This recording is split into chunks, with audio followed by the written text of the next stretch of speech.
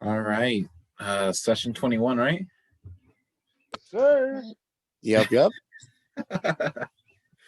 Oh my goodness. All right. Well, welcome to session 21. Damn.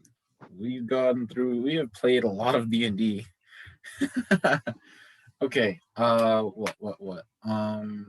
Where we had last left off, the party was in the Hunter's Dream, if I'm correct. Yeah.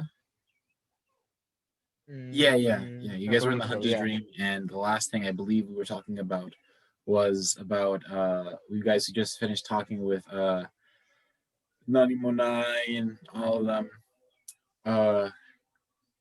And you guys have just been chilling there talking.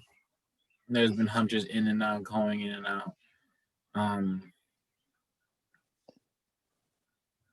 So I guess I should also do my thing about what had last happened. In the last session, the party had a very long fight against the what was it? You went in there with only one healing vial too. Yeah, we were wilding. Yo, I did end up forgetting. I just had regular ones though. Yeah, no, I mean still. What is it? Dude, after Sebastian took that vial, he was kind of gaming for a bit. But you sought to your plan to meet with the Bergenworth to meet and slay the Bergenworth spider, so that you could begin your so that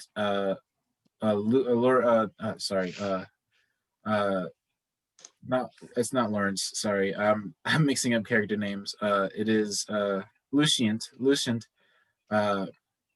So that Lucient can go off and begin his search for an Omnigala to, well, hitch a ride into a nightmare realm. Yes, sir. Mm-hmm. And so, you all, after having your fine conversation with the group of four that you've come into contact with and even fought alongside,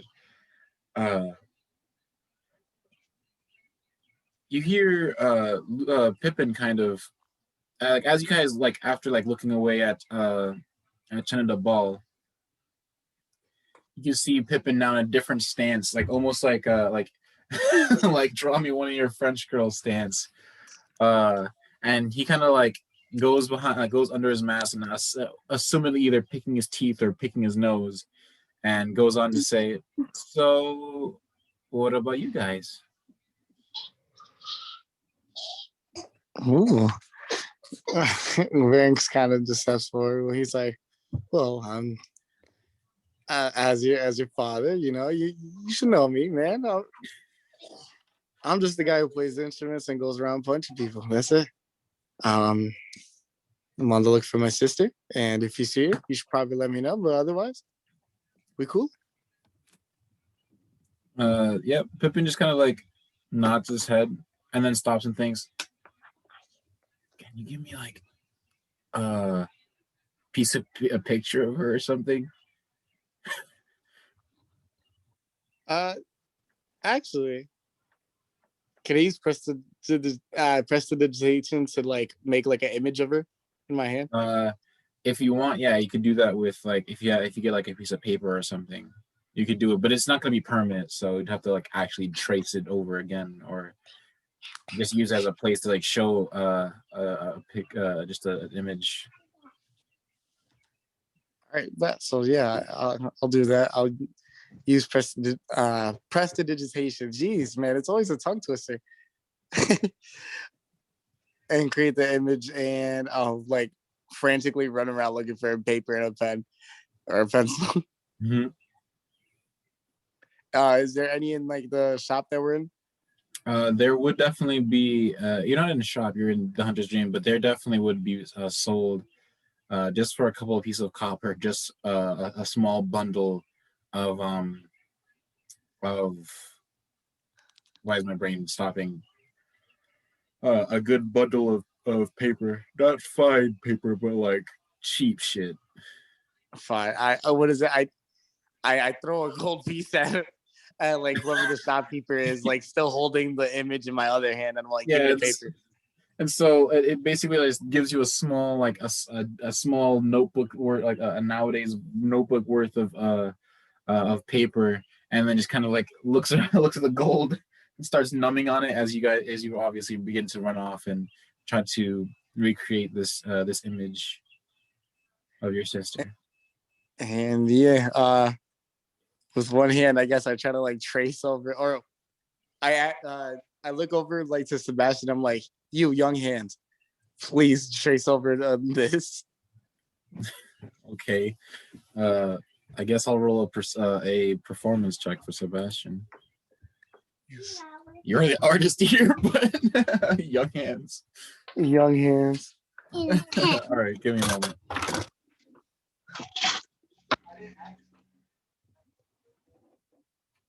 All right.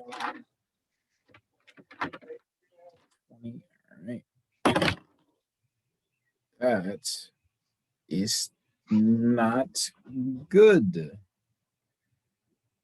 That's really not good. He got a 6. Because of the makeup of the paper, it is not going well. And Sebastian just like crumples it up and just kind of like throws it off the edge of this ethereal place, and he tries again. That is, in this time, as he kind of like cracks his knuckles, and as he grabs a piece of paper, he makes a very considerably good depiction of that you are providing for him. Alrighty, perfect. I'm like cheering him on. I'm like, you got this, Sebastian. Like as he's drawing it, I'm like, yeah. Oh yeah, get her cheekbone, and the nose. Make sure you get the nose. But after I kind of hand off the paper to Pippin, I'm like, on your travels, if you ever see it, just send me a ring or send me a message. You give off this depiction of your sister with this, obviously in black and white due to it being in pencil and paper. Yeah, but it is, it's a pretty good depiction still. Like there's like shading and shit, and like it's pretty good. Like you could tell that Sebastian's not very good at it, and probably out of practice, especially due to the line of work he was being trained for. But it's not like he's terrible. It's just that he's not as good as like say you would be at drawing. Hey man, it was because he had smaller hands. Bearing 6 that people with smaller hands just draw better. Okay, that's an interesting belief. I have small hands. I'm not very good at drawing. Okay. So yes, the paper is provided with a young girl with a feather in her hair, with white tipped blackened hair, and yeah. Did you want to go on and talk about a bit about your you for Pippin, since you're all sharing stories? Yeah. So, I was born here in well, not here, but I was born up in Yarnum. Raised by both of my parents. Not exactly at the same time per se, but yeah, it'd be like that. Mom medical expert, dad well, not ex-hunter anymore, and baker. Went to college, learned some blood administration, Yeah, pretty much been here my entire life till I became a hunter. All right. And so Sebastian kind of perks up and like clears his throat and says, to no one's surprise, I was it seems that I was possibly born here or somewhere else. But I was brought to Canehurst Castle, and I became a vile blood against my will. And was bullied and socially and mentally tortured by my colleagues. But through it all, I hated them and decided I didn't want to be like them ever. And luckily, I don't know what happened, but some hunters sieged the place and I got away. Thanks to the help of my actual dad, or at least I think. And then I joined the hunters in Yarnum, and I'm here. And then Silas kind of looks at everybody and then clears his throat. As I'm very much older than all of you, when I was much younger, I lived in the Underdark, yeah, the staple of the Drow society. Horrible. At some point when I got older, and after some event with a god that saves Drow from the Underdark and makes them better people, slightly, if anything, I went off to and wandering. I found some sort of life above land as a farmer for a couple of years before I gave it up and ended up after meeting Gorge, and the amorphous being kind of gives a spiky tooth grin. He goes on to say, I ended up joining the Hunters, and it's been history since then.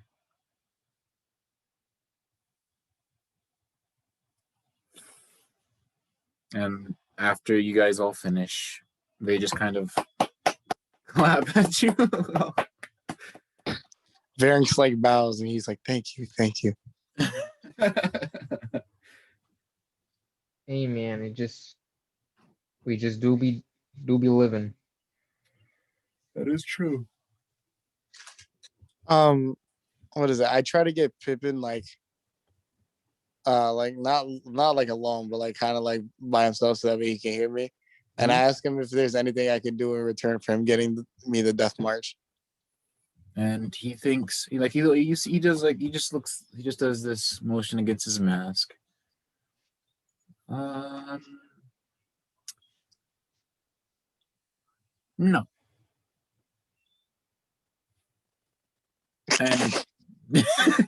And he kind of like he pulls his mask back to let one of his eyes show out, and with about half of his face, he looks at you and he says, "You being being a part of my family is all that I need."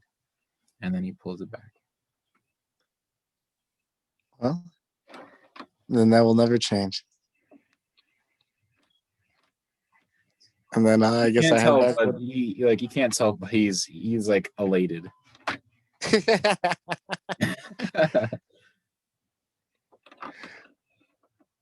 And then I guess I proceed to the rest of the party. We're not forced to do anything today. Like there's no like what is it? They all kind of like they look at you and they're like, well, if you don't have much to do, we do have a few ideas that might be interesting. And they all like look at each other, and then Pippin goes into his pack. Actually, no, not in his pack. You see him go like this with his hand, and a rather decently sized, ornate black metal chalice is provided. And with an unreasonable amount of sloshing, a red liquid is within that after it calms and is still a liquid, begins to make small faces appear in the blood before they fall back in, and they repeat that process back and forth.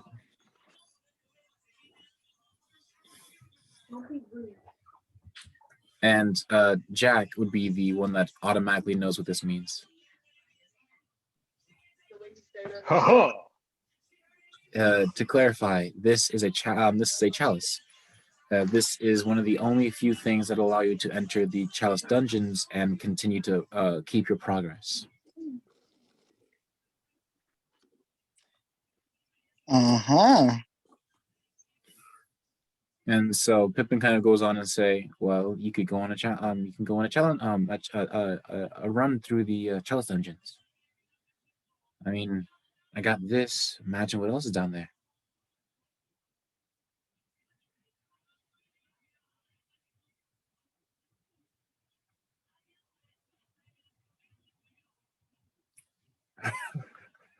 just the mute. Just both of you mute and just like. I forgot I was muted. I'm sorry. It's cool. What is it? Yeah, seems like a good idea. Maybe I'll hit up a few more training sessions, and I think we could definitely get it on in the challenge dungeons. All right. So, go ahead if that's the case. Would you like to go ahead? Oh wait, no. You already did your session for today, actually, because you did it. Yeah. So, yeah, you could do training tomorrow, and then, yeah. Okay. So it's okay. I wanted to obviously give more. I wanted to space out the amount, like, because you guys got like tons of fighting styles in a short amount of time without using the magical item. So I was like, all right, slow it down. Fair. All right. So instead, yeah, I think we'll rest up and then head off to the challenge then. Mm-hmm. And to note, this is basically like very early morning. You guys, you did finish resting up. So then, fuck it, we're heading to the challenge. Pippin kind of returns his chalice into his magical hand thingies, and he goes on to say, go ask Garamon or the doll. I'll provide you with the needs to begin the ritual, and you'll be able to use those weird those weird like some of these there's some of those places that you would see great one the small the little ones praying to that there are special candles that allow you to begin the ritual that will send you into the chalice dungeon. Ooh. But, we should definitely check what jobs they got on the board too before we leave, just in case they got something we may want. Yes, sir. All right, you guys, do you guys want to head over to the jobs now? Yes, sir. Yep. All right, so and just not even a minute or two, you walk back over towards the building, and before you see the board of jobs to do. And there has been some fluctuation. What is it? There is a said to be job off in pardon me. Let me check the notes. This is why I had the notes. Let's go notes. Okay. Big notes. Right. So let's see. So yep, already have that. Yup.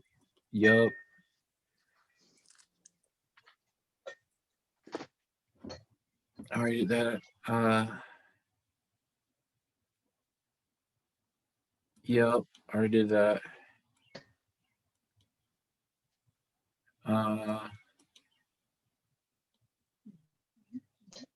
What is it? There is a city near Yarnum, just outside of Yarnum on the northern.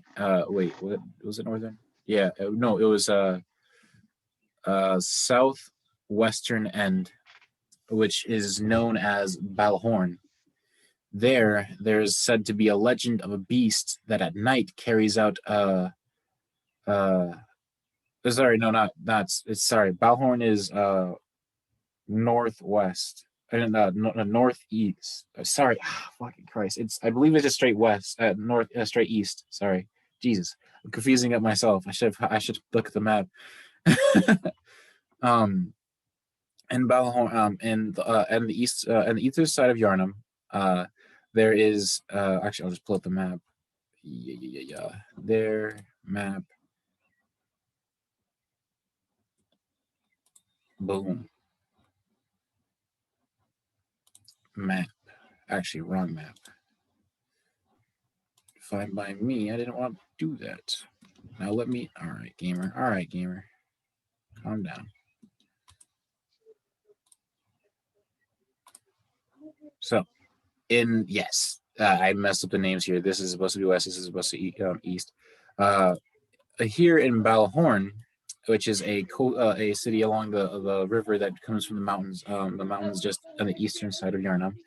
In Balahorn, there is a small in this town. There's said to be a large beast. Hold up. There is a large beast. Yeah, there's a legend of a beast at night that's carrying a great metal ball that will go on and kill will smash other beasts into bloody paste. But in reality, I can't tell you that. That's my end. And also in Balhorn, there is said to be a rogue hunter of sorts that has been slaying hunters and also beasts en masse there. What else?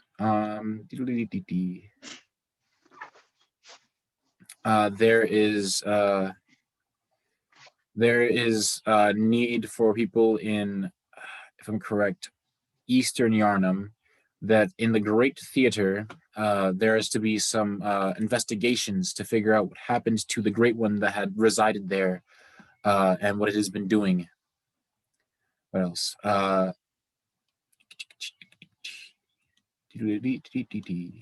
did that. Need to write more for that. Did that.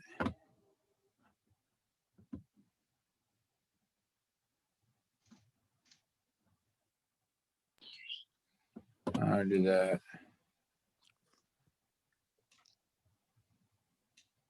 What's up? No, sorry. I'm looking over the other stuff that I have for notes. No worries. Like that. I already did that. So yeah, there is a rogue hunter in Balhorn. There's a giant beast in Balhorn. There is, that's important for later. Then there's just minor jobs around Yarnum of beasts running amok in underground sewage systems again, and there is a job just literally watching over that house that leads into what seems to be the underground area where it's now occupied by the School of Mensis, or at least believed to be.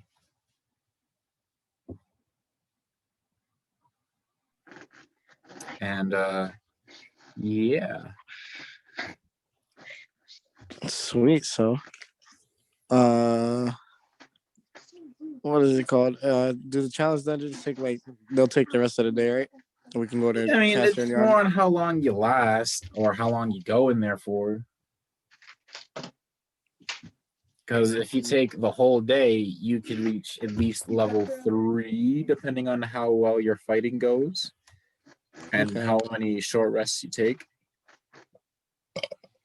All right, so I like the one about the investigation about the musical great one. We did kind of leave that uncovered. Yeah, you guys were the one that made it do whatever it did.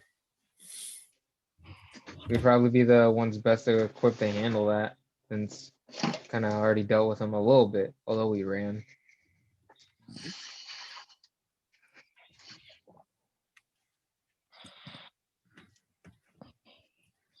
So, what is your decision? I feel like we should go to the chest dungeons today. I really feel like rocking some shit, and I feel like we can do some pretty cool shit with our new level ups. Yeah, definitely. Nice little girl outside. Oh yeah, I should probably check the class real quick just to make sure that you guys don't get any more stuff for the Pale Blood Hunter in the class.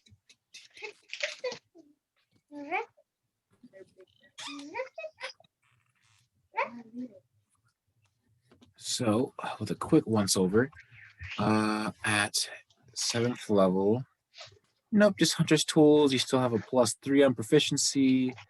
Next level up will be an ability score improvement. Will be all right. So Sounds good. now close that. Close that. So yeah, we are all. So you want to go? Are you guys deciding to go into the to do with the Chalice Dungeons? You give yourself a run in that. I'm done. All right. So, after coming up with the idea, did you guys still want to grab that job to help investigate in the Great Theater? Yeah. Yeah. Just in Yeah. case we got time after. So yeah, you all take this paper with you and begin to head off. And so, I say begin to head off. You walk around over to the doll, and you ask her if she can help you with preparing yourselves to go to the give yourself a run in the Chalice Dungeon. And with a very calm nod, she goes up. She begins to walk up the stairs and rummage through what seems to be a place with just like she comes back with a simple a black metal cup. And she comes over and she hands the chalice to you all, the small black cup, and she goes on to explain that if you guys make good progress, and depending on how you do, the chalice will grow and change. It is not a living being, though the creatures that you kill will, even when you don't try to, the blood will be collected into the chalice, creating what is known as blood echoes, which will be echoes of that creature's past and existence to some degree. Mm. It's also a very good supplement for increasing your your self through the blood, and also can be a good way to collect enough blood to get blood gems and other creations caused by the blood of Yarn. And so she hands this cup, and with her finger, you see it slightly glow and begin to tinge red as it drops a single drop of blood, and it's just that. And so she says to go over to one of these, like there's these tombstones, or at least they look like tombstones, and you assume that they would be, but they're on this back end that of the so say the church is in a building here, and then there's a sideway that goes down. On the sideway, on the stairs, there are these tombstones with purple candles lit next to them, with the small one, the little ones praying to them. Mm-hmm. And now, as you kind of are coming to this realization about the Chalice Dungeons, you've seen unintentionally some hunters go to this chalice before. I mean, go to this what should I say? These candles, and it'll light. And as you guys to walk over, she kind of says, "There's a bit of a thing I should also warn you. Of the candles, there are 3 different sets. One will provide you with more money. Another will provide you with a chance for my magical items, and another will allow you to delve in the more deeper and more dangerous parts of the Chalice Dungeon itself, which can also lead to more gold or more items. But they're of none of your everything out of your control, and up to how the labyrinths of the of that ancient race luck give you.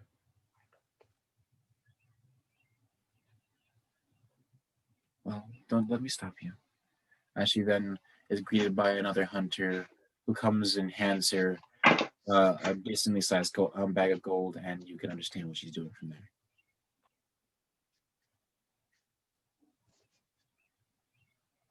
So, which as the DM now, what would you like to do? Would you like to go through the gold? Would you like to go into the these set of candles, which you can even see is there's several little plates that it seems that there's gold placed to represent this is for gold. There's another one which has almost like depictions and small pieces of gears and so forth that seem to be related to items and so forth. And the third one, which is a much larger tombstone, which has much longer candles, which to note, none of these candles are slowly whittling away either. They have been in constant flame, and they don't even give like a dangerous heat, but a constant light.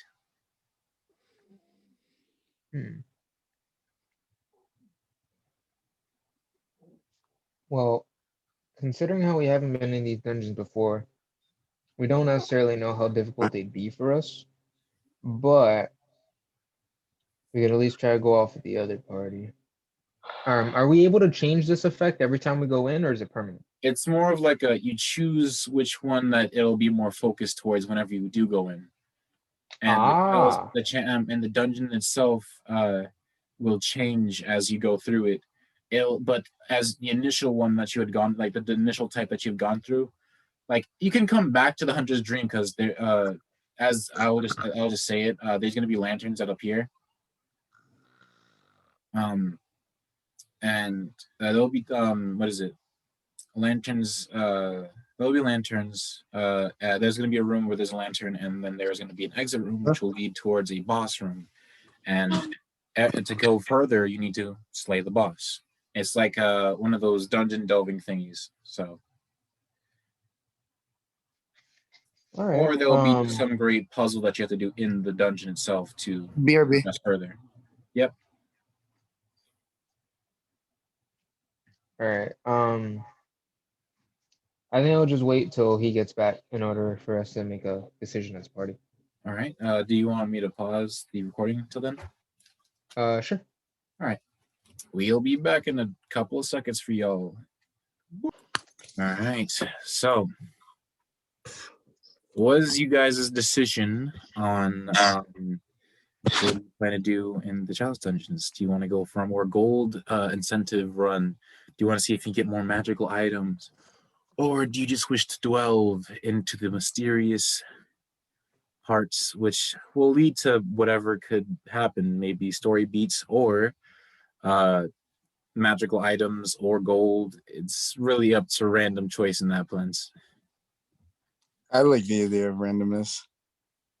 Right. Various kind of like, I'm not going for anything personal. What about you guys? Well, I mean, for me, it's just more gold for my tattoo, but I don't mind items either because if they're useful, we can use them. If not, we can always sell them or do other things. Yeah. But we're also trying to find this scythe for Sebastian too. Oh yeah, there's the scythe. If I'm correct, I'm pretty sure there was some story milestone attached with it. Yeah, there is it's his father's magnum opus. Oh yeah, that's right. Oh man, I think did he say the if it was in the Chalice Dungeons or if it was somewhere else? I'm pretty sure he said Chalice Dungeons, right? Yeah. Yeah. So maybe there's story beats. All right, but fuck it. Let's go with the randomness. All right. So Now, just make sure my share is correct. All right. I Oh need to shit, roll. that looks I need nice. to grab the. I need to go here and I need to pull up the difficulties. Oh, there's a very large one. All right. Oh yeah, I have to update all of this.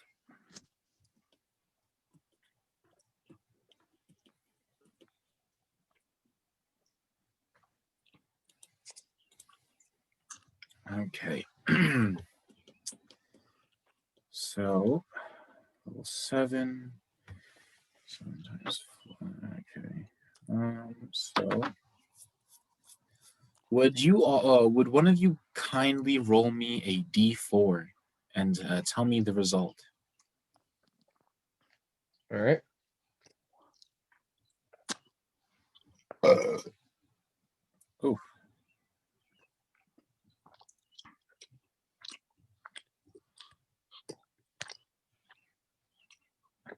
That is a 3. A 3. All right. So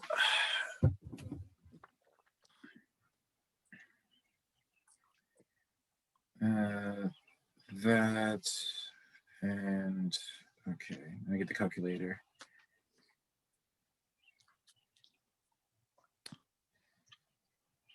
Huh. Okay. Okay. Now let me go over to the monsters and pull up.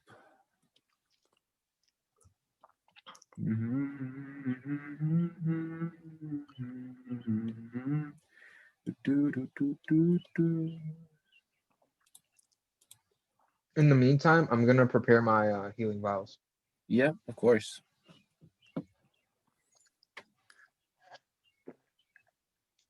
No. I would like to also let the party know that I have 6 of the upgraded healing ones available. Nice. But Although they will not be doubled in healing because I don't have access to my blood syringe right now. Oh yeah, you're right. Yeah, because you need more slots, more Yes, sir. human slots, which is what you are currently grinding for. Big grind, big grind. Okay.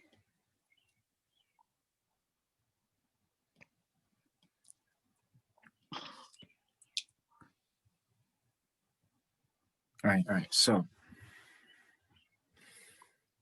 I guess now I have to pull up Pinterest for the bosses.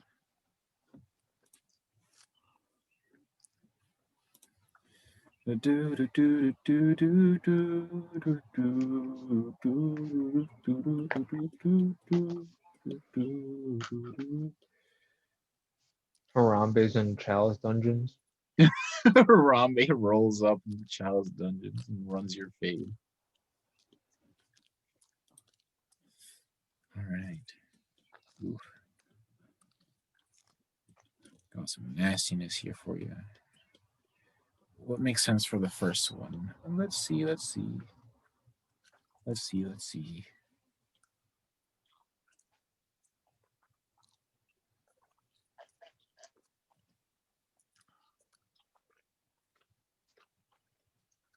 Yeah, maybe. No, that's actually never mind. That's a chunky boss.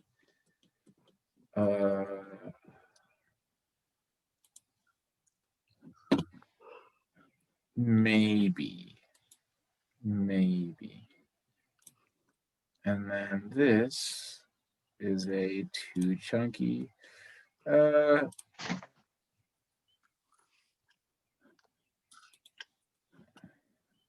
Dang it! I need to look up more stuff.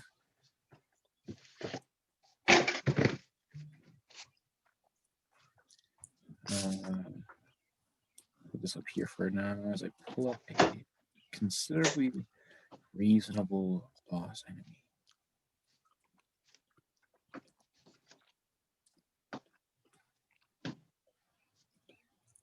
Wait, what am I doing? I also have bosses here. Anything a reasonable option?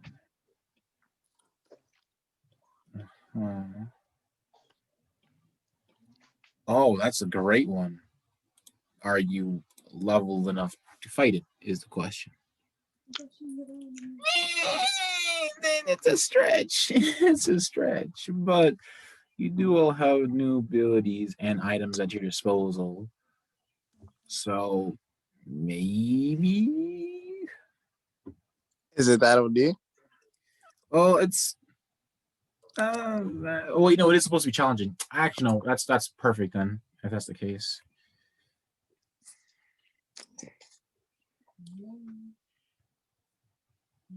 Just making sure they don't have anything else that might work as well. Okay. I'm gonna choose these two, not at the same time, but as options, and I will roll a D. I'll flip a coin to see which is going to end up being the option. Okay, so we have the difficulty, and now I just need to make that happen whenever you enter a room, or at least roll to see if that happens. So, all right.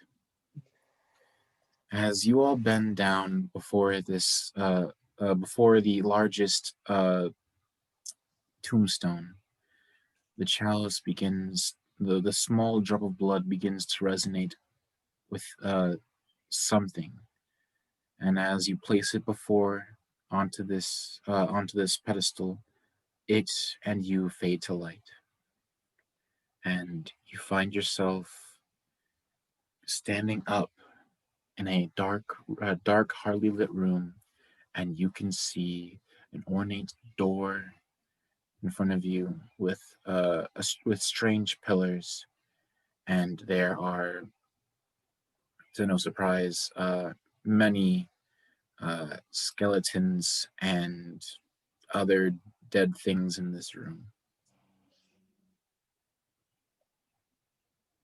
Nah, I'm fucking with you. No, it's just no, I'm fucking with you.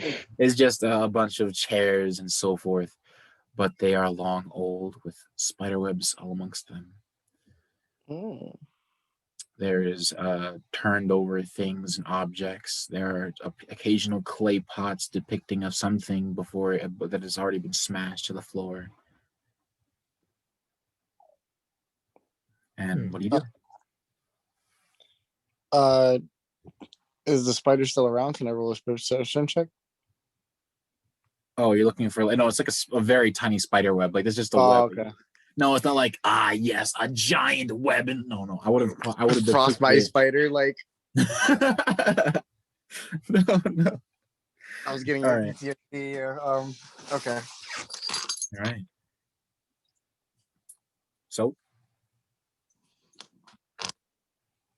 I guess we delve further. all right.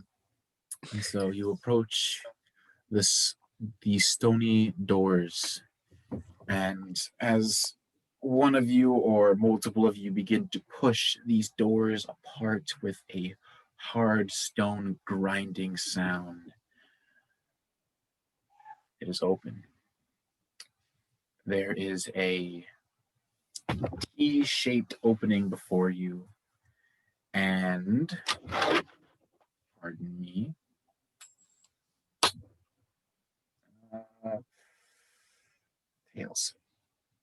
Tails. Okay. And there's a T-shaped opening, and before you, you can see beings or something moving in the darkness of this room. How dark is the room? You would need a light. Yes, it's not pitch dark. There are some lights, but they are not close enough to provide lights to what you're trying to see.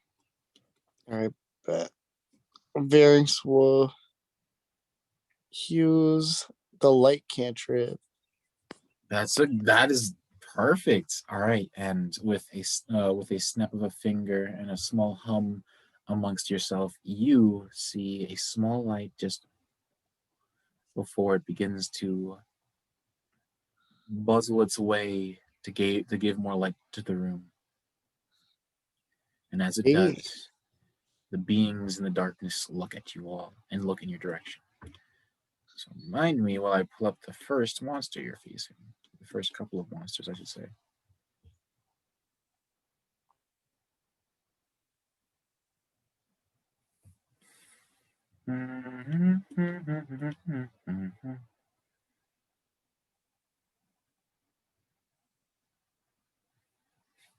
Okay.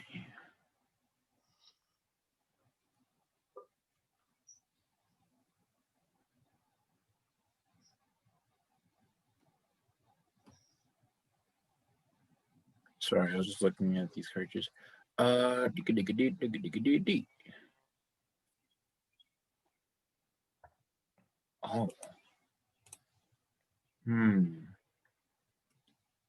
Good option or bad option?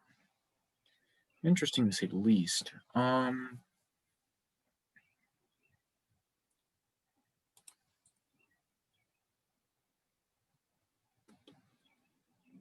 I think I'm gonna go with this. So, in this room, you see, you see two caskets kind of rumble at this light being provided, and you see hands lurch from within before they almost the mass that is coming out of it pushes this casket almost as if like a single shoe on a being stuck inside of it.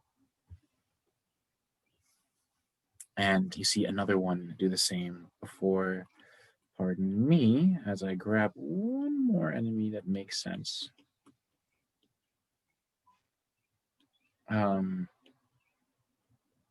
You see what appears to have been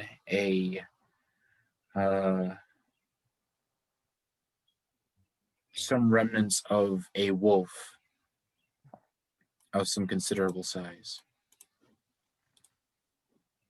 All right. And that'll be the first combat encounter. So let me just get the music going. I completely forgot about ambiance. No. The map. The map. All right, yeah. Let me just get some music going because I like to hear sounds. A bunch of these songs got, not a bunch, but a good bit of these other songs just got deleted. That's cringe-o.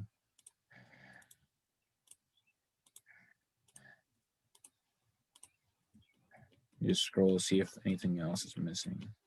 Swag. Chilling. All right, cool.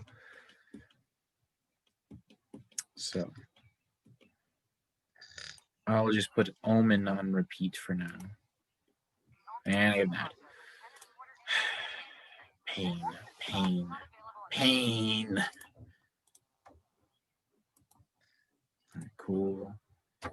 Now to the map.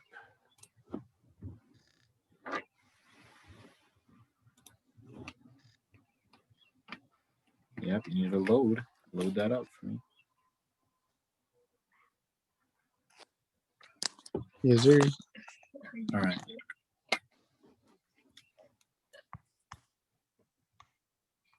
$14. 14. Thank you for that initiative. Where'd the initiative go? Oh, I can just pull it up. What am I doing? Bruh, I literally saved it and closed it for... Good thing I remembered.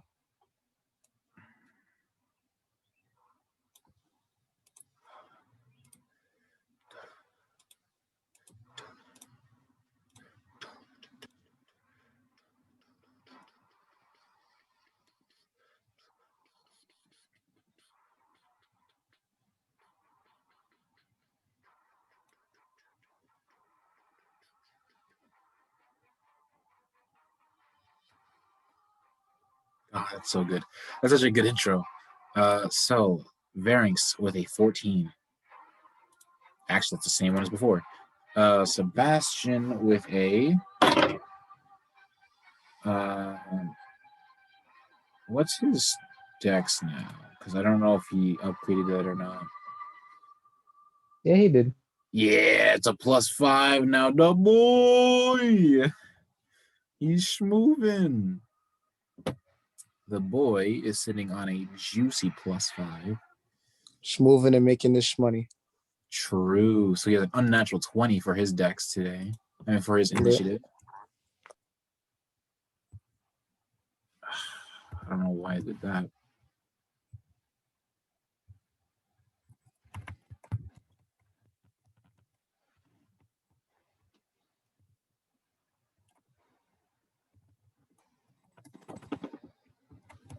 I have to pull this button out just to see what's good with it. Hopefully, it's. I mean, it's not. It's going. It's fine. It works. It's just it's whatever. Okay. Oh no, it's because my. Never mind. I'm fine.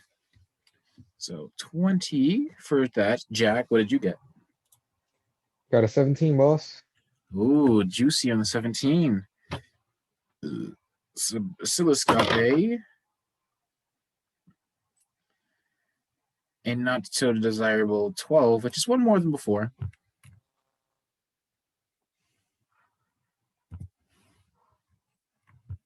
Man, I hate myself, bro. Yesterday, I accidentally dropped my juice bottle on my thing, and now some of my keys are sticky, but they still work, so I'm fine. As long as they still work, but like I used to hate getting like sticky keys on my controllers and keyboard when I was younger. Yeah, no, I might have to like at some point take off the keys themselves. Hopefully they can put them back on. And then just like clean it with like a cotton swab with like some solvent. Let me add these beasts.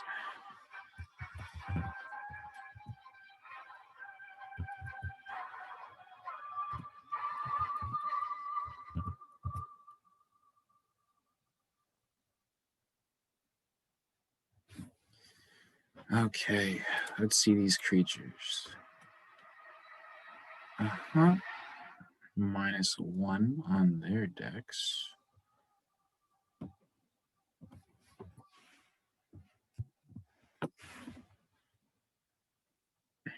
AC of what now?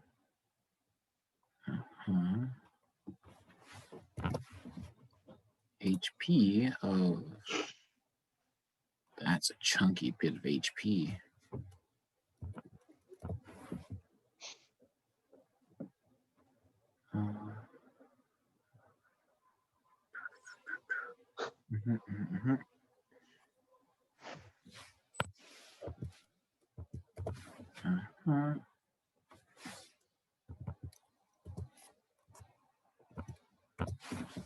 And save, so that's that.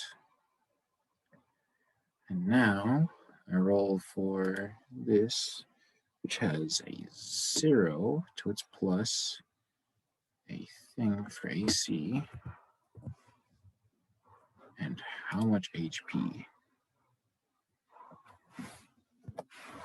All right, and that is a...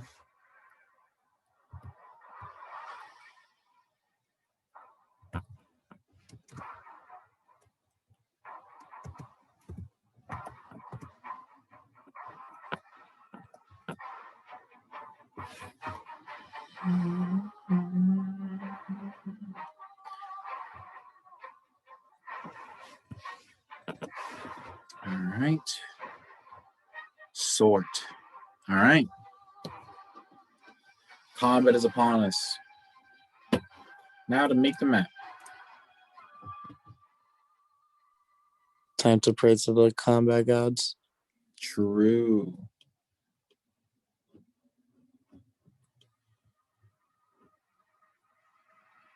There we go. Let me just move y'all.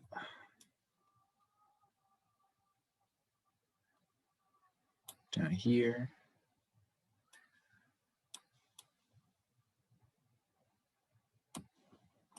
I'm just gonna move your very helpful ability just up here.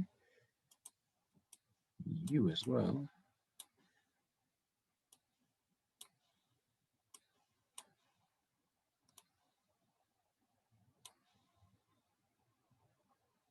I don't know why it does this, man.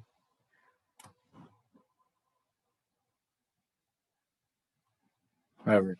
So that's that. You don't exist. See ya. But I need some tokens.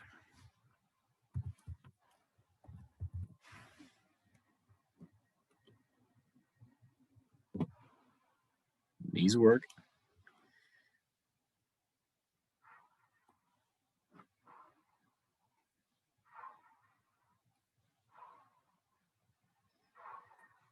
I'll use a singular casket and just duplicate it.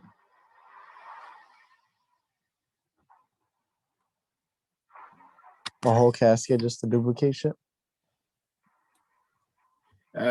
I'll just using one casket to, like, emphasize that this is a large creature. So instead of being medium like you all are, it's large.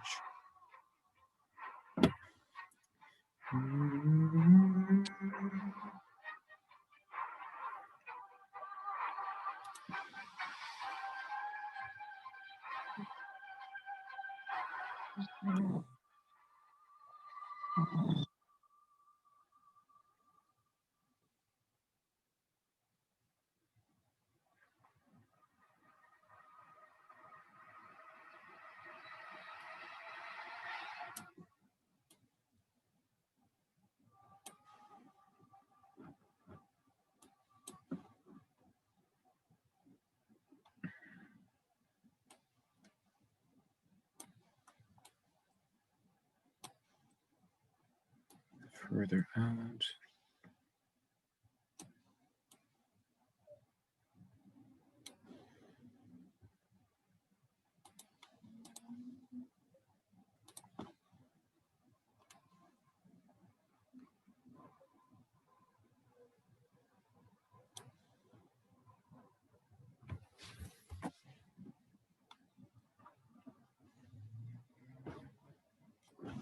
This out of the way. Now I can just be like, boom.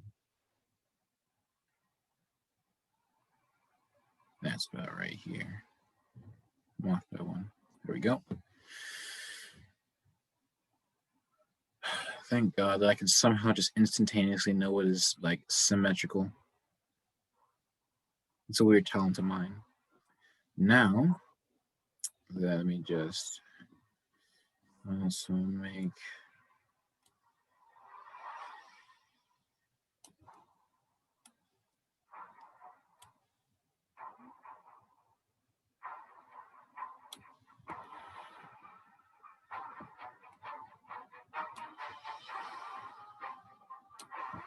there we go. The boy's making content. All right. And I need one more token.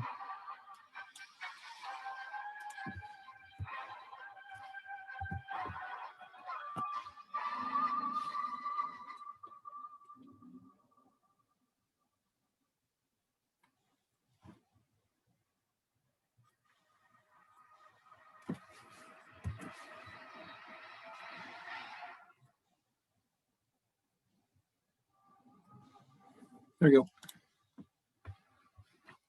So let us commence combat. And I'm going to also commence off the thing. I'm going to take off loot now. There's another cycle with this. All right. So the first on initiative is Sebastian. Sebastian is going to make strides over to this being. I'm going to look at his stuff right quick.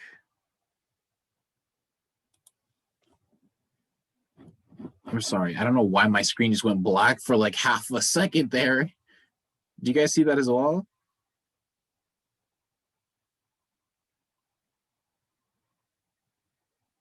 Hello?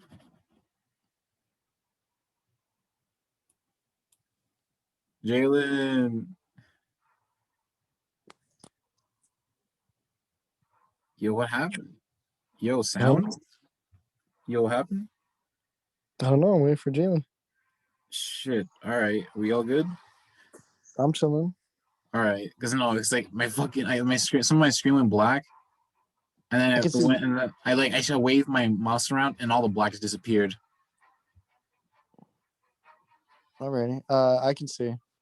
All right. So I just making sure.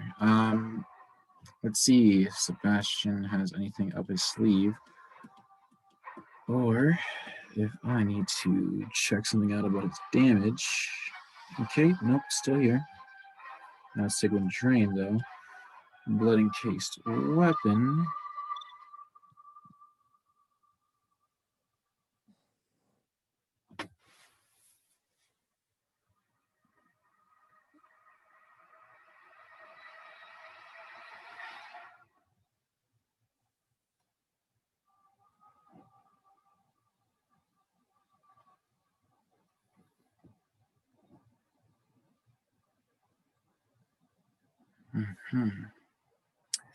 So starts off as D8. Right now it's D10. And it'll be 2d8 at 10th. Alright, so this damage is still the same. So the boy will do his thing. Sebastian raises his undershirt and slides his blade his scythe blade across his waist, making leaving a mark before it is closed up, and the blood is leaped onto his blade onto the blade of his scythe. As now Sebastian is going to take swipes at this undead mound. Sebastian is going to make 2 attacks.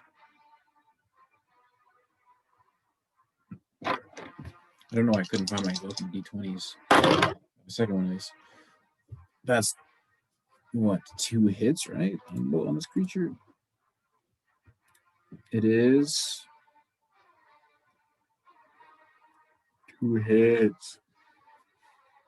Sebastian landed these smacks, bro. So.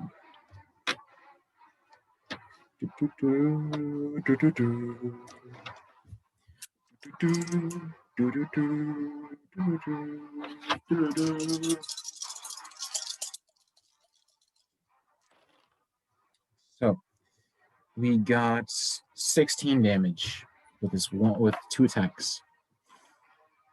All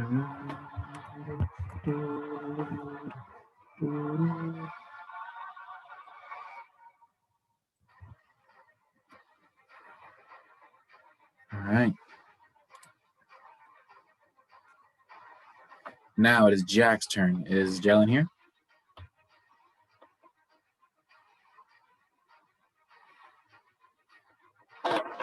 Guess the man stepped out.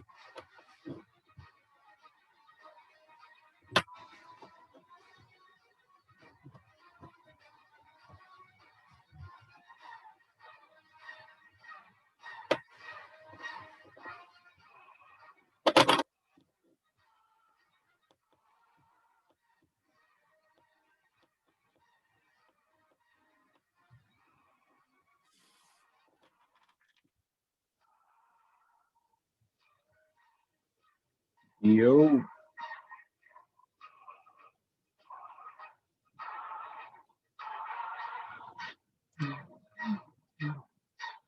That's audio's correct. All right. Let's do a quick pause till Jalen shows back up. All right. Yeah. Yeah, money. All right. Well, welcome back, Jack. It is your turn. All right, let me do this map up. Got Sebastian up there. So are the enemies This these caskets and this dog-like creature.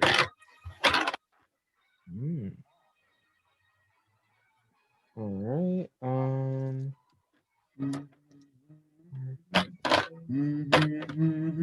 Six. So I'm gonna draw Raijin and keep that handy. And then Alright. I'm gonna use all my movement to go as far as I can forward.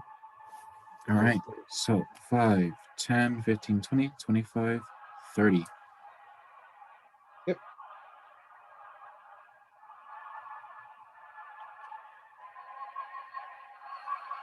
And that'll be my turn. All right. So it will be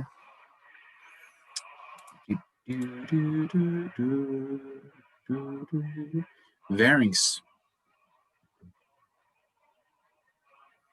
Alex?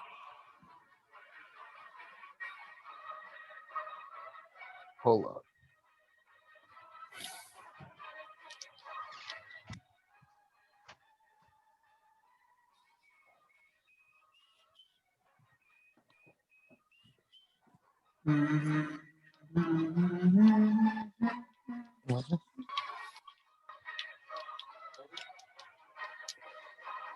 Your turn.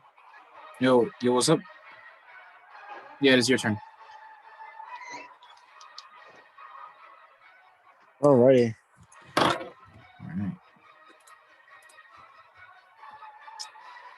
So I'm going to pull up right behind Sebastian, All right. 5, 10, 15, 20, 25. and then I'm going to use my broad inspiration. All right. Who are you targeting? Both Silas and Jack. All right, Silas and Jack. So with just a small ditty upon your I don't know if you have your lute or something, or if you're just going with your harmonica, you release this inspiration upon them both. Yes, sir. And I'll use the harmonica with that. All right. And for the second part of my magical act, um Varynx will also I already did a bonus action. Okay. Instead, I will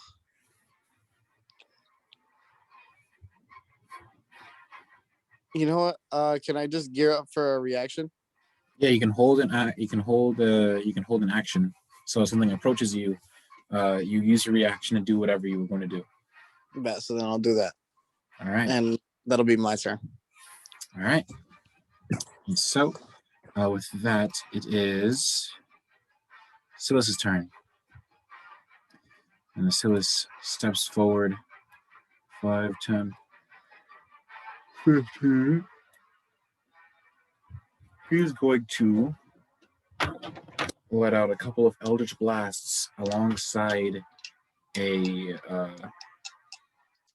bone. 14 and a 10.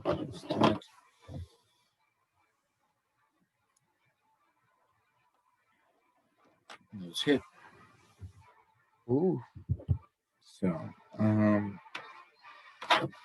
indeed 10 for both of them.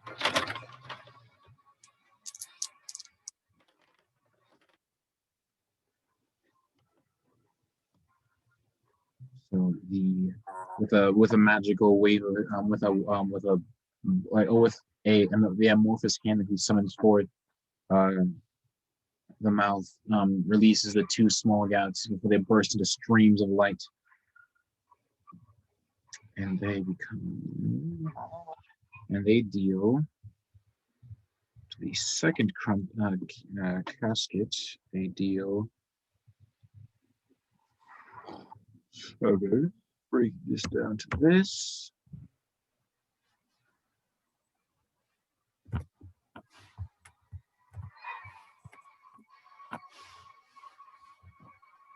And this undead being will be hit with 8.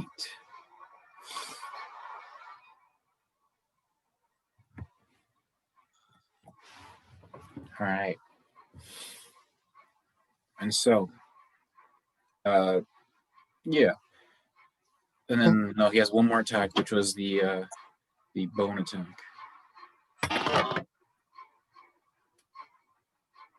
That's a miss.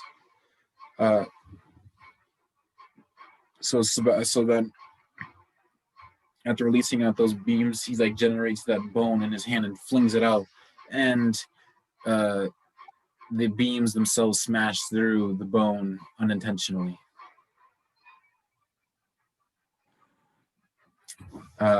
Yeah. And so it is now the cramped casket's turn. Cramped casket. Yup. And these bad boys don't fuck around. I'll give you a better depiction. Let me just share. This disfigured monsters. Oh, what the fuck? Yeah.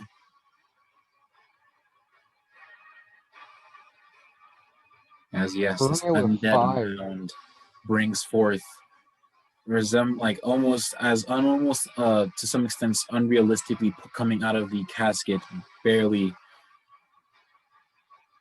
So yes, as you all finish your gouts of damage, just spring forth and undulating forward towards Sebastian. They both just almost like as if the mounds themselves were like ahead entirely. They look towards Sebastian before to do their whatever they're gonna do, because I gotta see what they can do.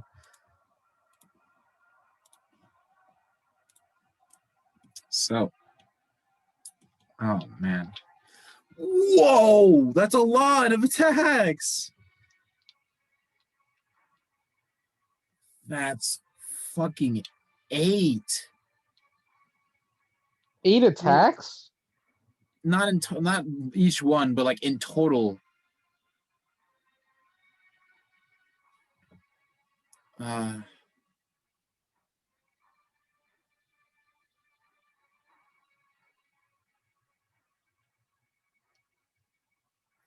Okay.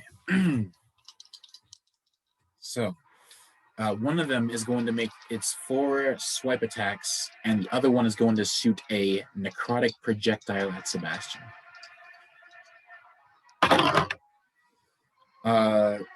One miss, one hit. And so 3 hits on Sebastian from the attacks. So they deal 1d. So I need to do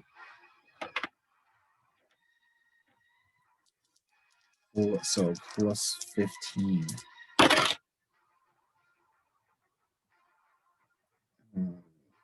4, 9, 24. 24 damage to the boy. And that's just one attack.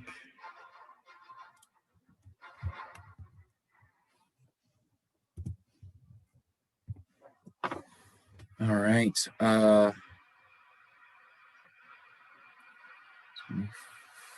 And now Sebastian needs to make a dexterity save against this creature's DC, or take 13 bludgeoning and oh my no, it's 38, 68 necrotic and bludgeoning damage. Sebastian, no, not a 20. Let's go inspiration. So, he's going to. It doesn't say take half. So Sebastian backsteps as the other one shoots out this beam of bone and disgusting liquid that shot out of its tip from its phallic-like shape.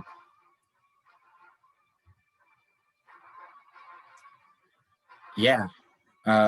So that is their turn. And now it is the dire wolf zombie's turn.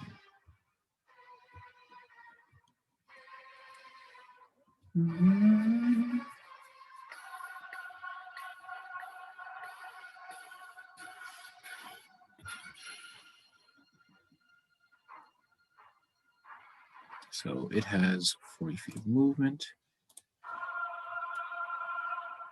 5, 10, 5, 5, 10, 15, 20, 25. It easily makes it up to, no, it's going to 5, 10, 15, 20 to Silas. And it is going to make it how many attacks? 1. Oh, it has a gimmick. So it's going to try to make a bite attack with a 15, which will miss. And that'll be its turn. And now it is Sebastian's turn. As Sebastian is going to use some of the items he had been allowed to make.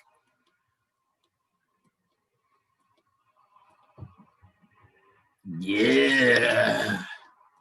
Sebastian is going to take out what seems to be a Molotov cocktail, and with a small match, light it against his arm before bringing it to the tip of the rag and toss it out.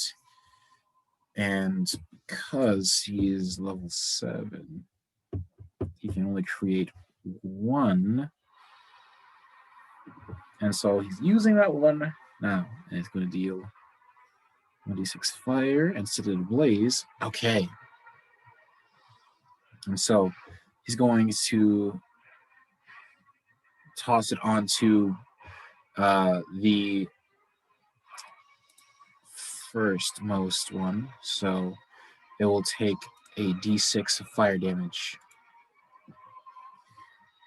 Because I'm assuming it's not. Oh, it is. It's more. It seems like a more of an area effect. It did say 5-foot area, so it's like one square, one square, and it's not like trying to dodge it. So I'll just say it hits.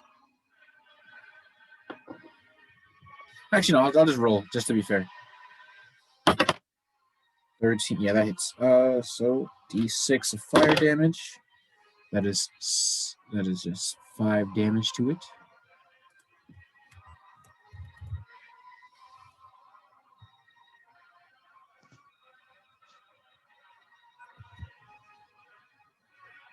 And I'm going on with that.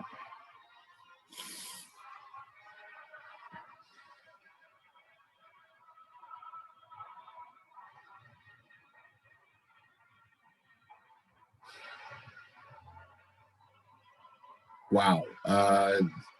And that's that. Was it a bonus action or attack to do that? Sebastian.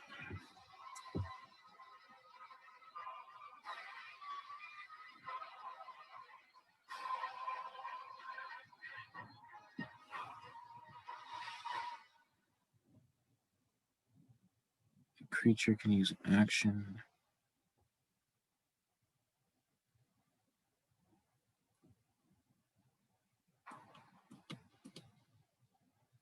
I'll just say it's an attack action because it sounds about right for it. Wait, hold on. I think Hunter's Tools.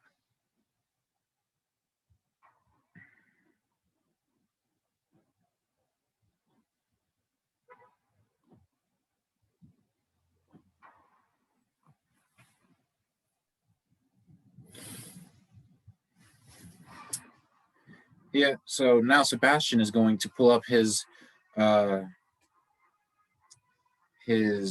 is it called? His gun, Ember Blast. That is going to fire at it. Definitely hits. And he's going to choose the one that is closest to him. And because it is so close, it is going to deal an extra 44 fire damage alongside the D10 it deals. Sebastian, no, he didn't take a moment to damage himself to get the thing bullets, so it doesn't matter. So I'm not gonna worry about it. Critical hit. Oh yeah, so he didn't get a critical hit, but he did get almost max damage. He's just off by 2. So wait, no, actually he's off by 4. So 16 damage, 16 fire damage. Wait, well, no. Oh, and 1 fire damage on top of that. So instead of 17 damage total. And is there any weaknesses to fire? It takes double damage from fire. So that is 14 plus 10. That's 24 damage instead.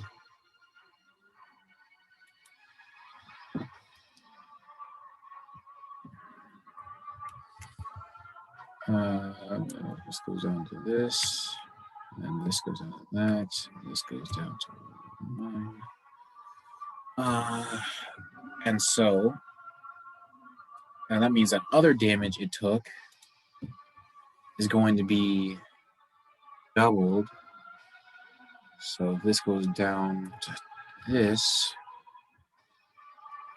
And so with the point blank blast of this pistol that Sebastian carries, an immersion of flame covers over these ghoulish beings, these remnants of what would have been other beings. They just screech out in in horror against the fires upon them. And Sebastian looks at you all like he doesn't has a free action. He says, "Fire!" I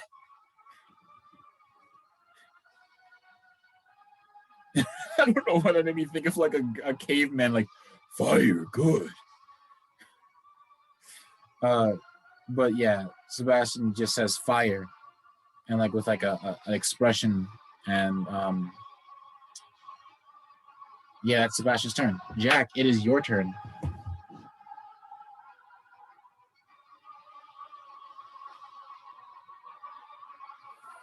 I'm about to rock down to Electric Avenue.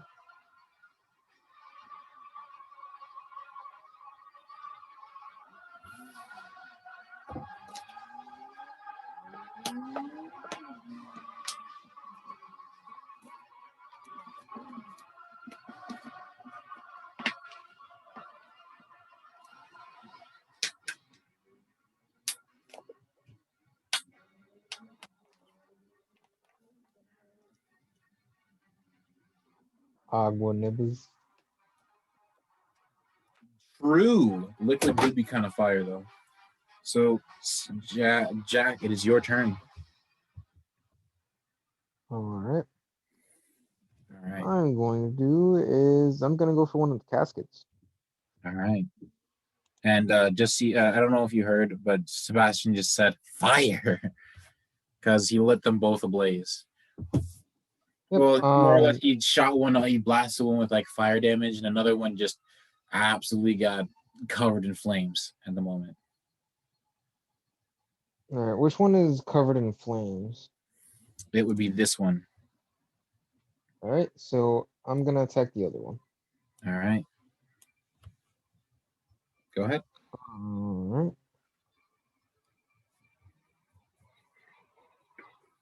That is an 18. 18. That definitely hits. Let me roll damage. I'm in greatsword mode. Not greatsword mode. Longsword mode, but I'm two-handing it. All right. So you get the versatility. So instead of being a D8, it'll be a D10. It takes 6 damage on the first attack. All right. 6 damage. Does DA have blood? Huh? They have blood. Alright, bet. You So did that's a a charge. charge. So it was 4 damage, right? 6. 6. All right. That's with the +2. All right. All right. Let me pull out my character sheet so I can also do that. And I'm gonna make my next attack on the same target. All right. They're loose. Same roll. Okay, that definitely hits. And same damage. Okay, fuck it. All right, another 3. I mean, another 3, another 6. Dropping this down to. Let's see. So that should put me up to 3 charges right now. Yep. Total. And oh, I need to calculate the damage that Sebastian took. What was the last hit that he took? It was 19, and it was like.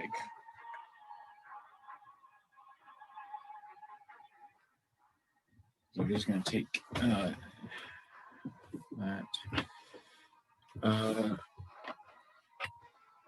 Sebastian and Rally has 7. Don't forget Rally. Yes, sir. And oh, Sebastian landed. No, he didn't land a melee attack. So I actually have to forget about this number.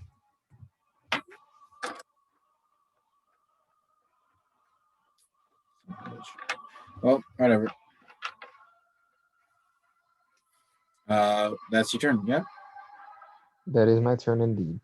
All right, Varynx, is your turn. Our bardic ally, where art thou? Oh shit! You also had You have a bardic inspiration right now from the D10. The D10 inspiration. True. Well, so you still have time to use it. You have like I think like an entire in-game hour. So. Damn. Yeah, it's a while.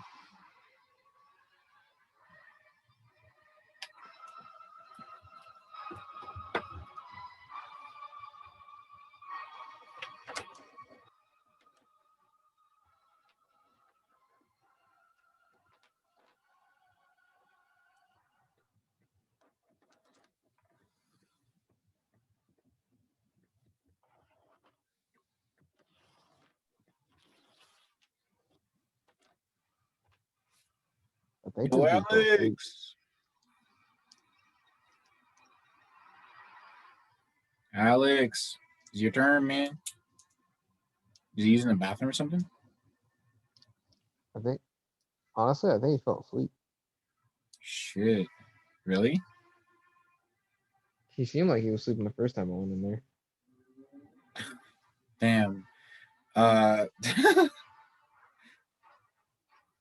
Should I play his turn or is he just busy? You want me to just go in there and Just ask him? hop in there and like it'd be like, hey yo, you were sleeping? Like, or just see if he's sleeping. I mean, I don't know, because I know if he is asleep, I don't know what to do. I can hear the nigga snoring from here. Bruh. All right, I guess I'll play for him. Alright. Wait, what? Nah, I just said rip. Literally, I opened my door and I just heard, and I was like, "This nigga's out." This man is night, bro.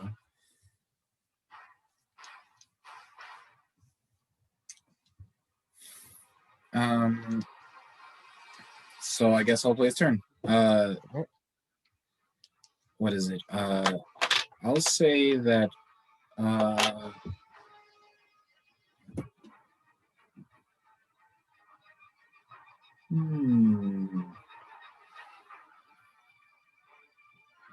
Let's see what spells he's got.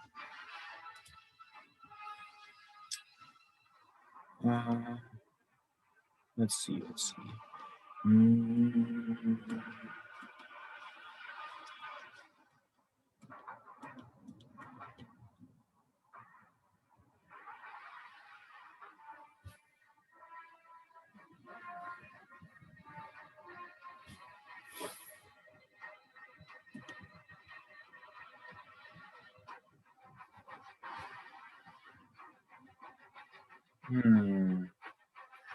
Cautious use laughter, cure wounds. His first levels, and then he has Gift of Gab, Zone of Truth, Invisibility, Motivational Speech, Fear, Sending, Polymorph.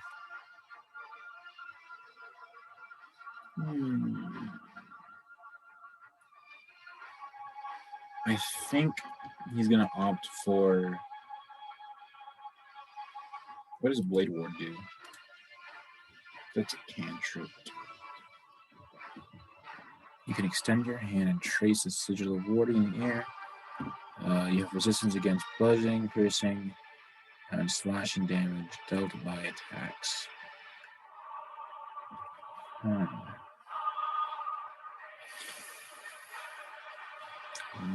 Maybe.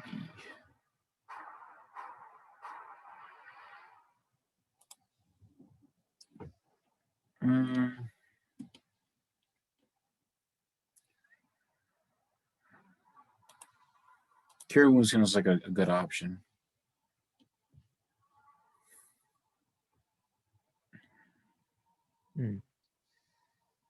D8 plus spellcasting. D8 plus spellcasting.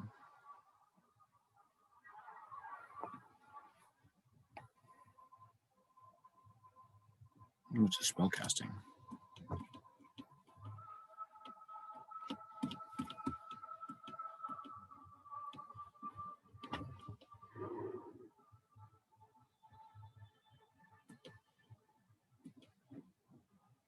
D8 plus proficiency plus charisma. Charisma's 5, 8, 16.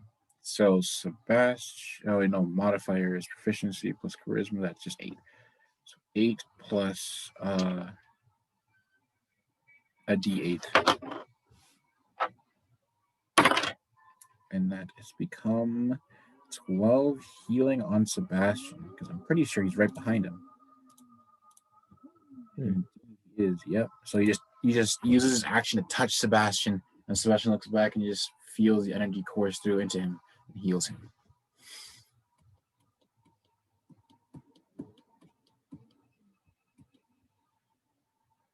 So, don't mind me. 12 healing.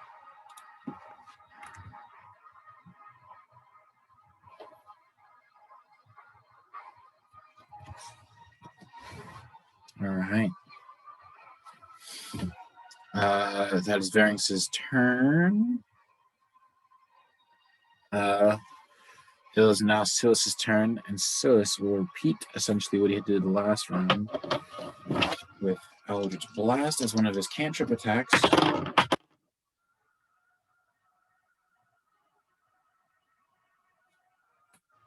Fuck.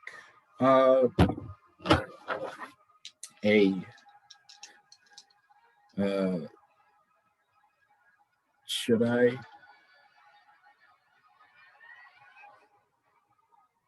No. I'll just go for his last natural 20. Ooh. D4 plus Dex. 6.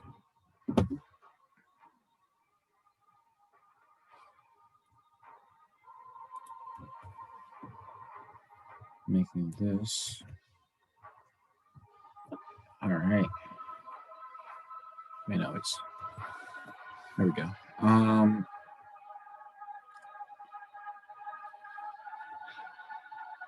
That will be. Silas' turn. Silas releases. Sorry, I need to stop yawning.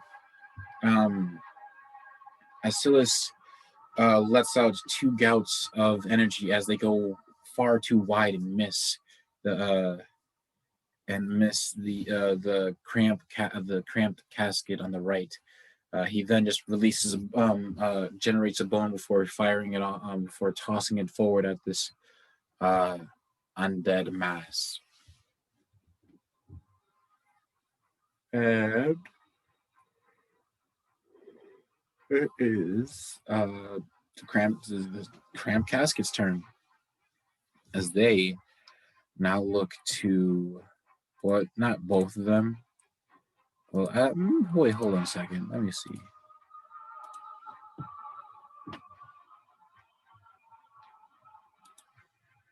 Oh, that's scary. That's really scary.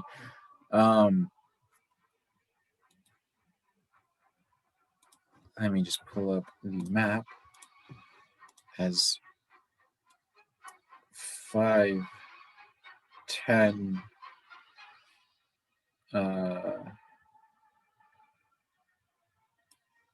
What else can the cramp casket do?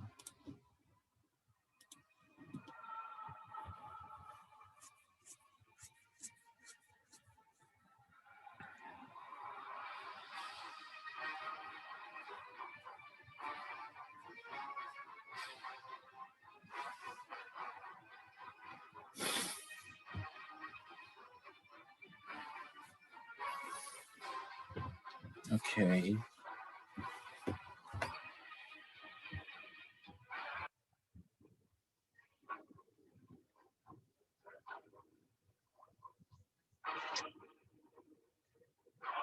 It's going to shoot a necrotic projectile at you, Jack. You need to make a dexterity 14 saving throw, or you will take 68 necrotic and bludgeoning damage, respectively.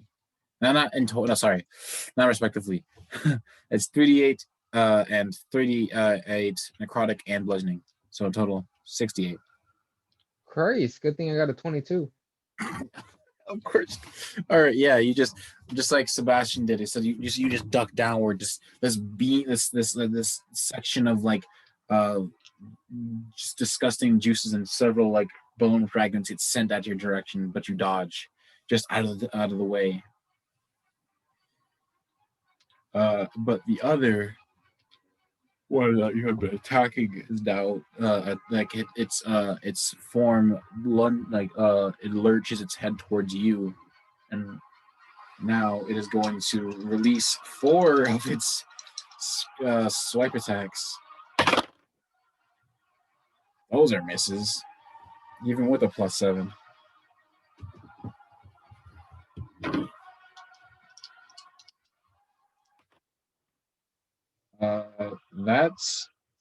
These are just flat 20s. Do you have anything? It'll hit you, right? Even if you dodge.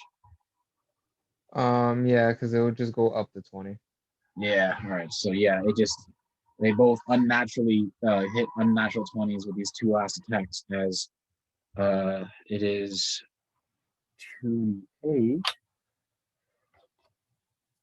plus 10. That is bad damage.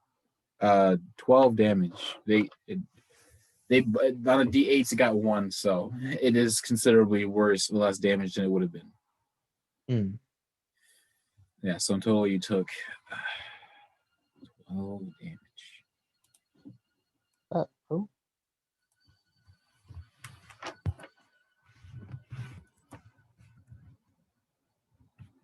Then 6 for rally.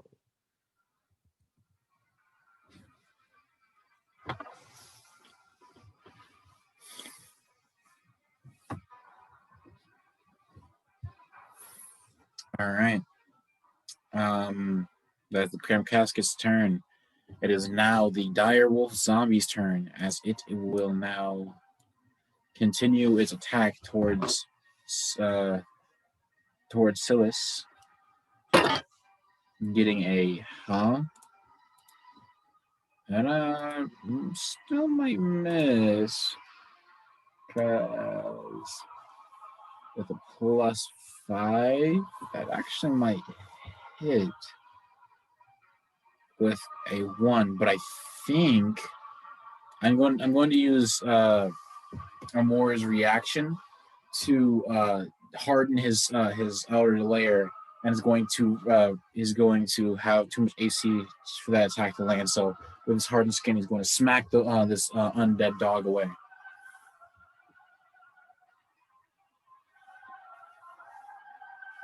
All right, and that is that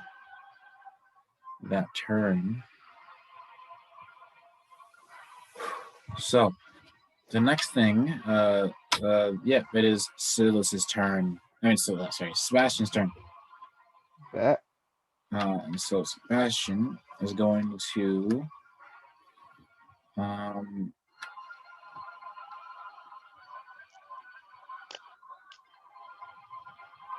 what should he do?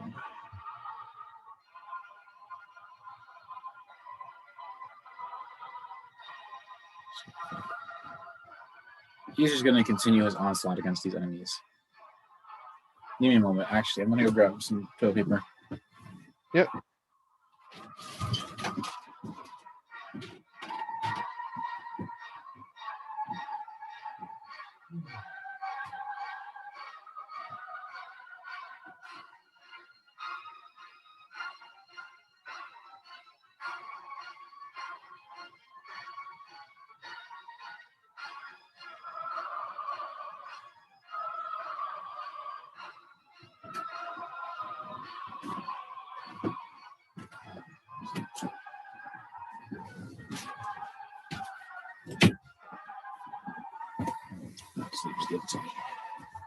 All right. So,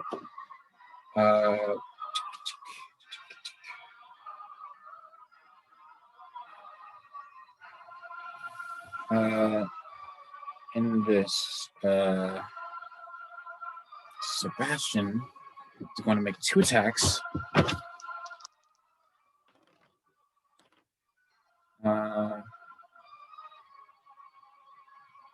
That's pretty good. Those both hit on these caskets.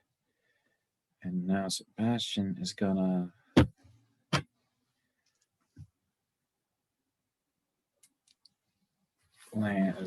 deal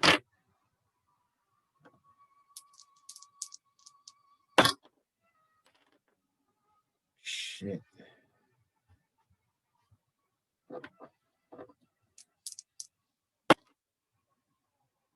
That's cocked.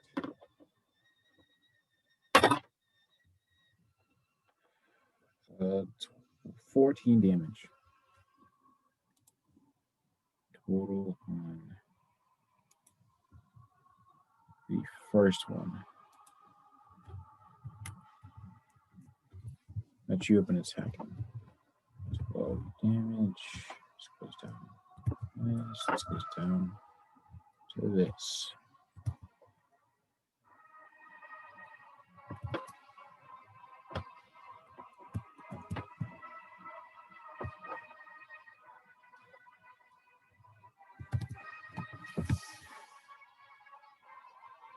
I know, it's definitely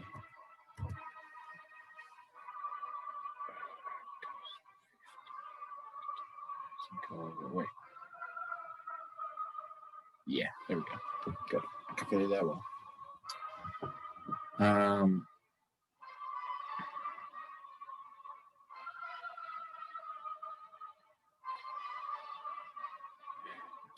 And so that is Sebastian's turn. It is your turn, Jack. Let's go. All right. So, is the one that's on fire currently the one that Oh ended snap! up I hitting me? completely forgot about the one on fire. I gotta roll he's going to try to roll a dex to stop itself from being on fire. Nah, I'll say it just took the 2 damage from his turns, so it didn't do it, so that is 6 damage because it doubled it already, making it take 6. All right.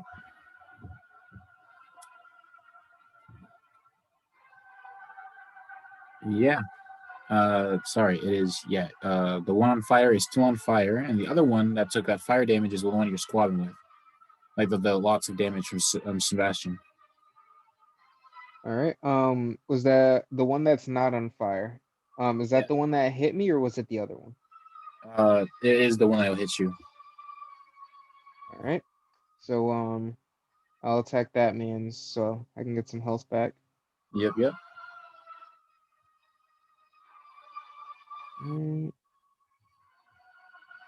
19. 19. Is it do you get a crit because it's great weapon fighting? I think we did that last time since you said I was using it with 2 hands. Yeah, you're right. Yeah, you are using it with 2 hands. All right. So, and also, don't be afraid to use Yarn Spine. You just can't use the magical properties of it. oh, so like, okay. So that means I wouldn't get like the +2 from it? Attacks and stuff. You just can't be like, what is it? You just don't get the benefits of like its magical like ability, like the spider part, the Silkweaver's needle. Oh, okay. Yep. All right. So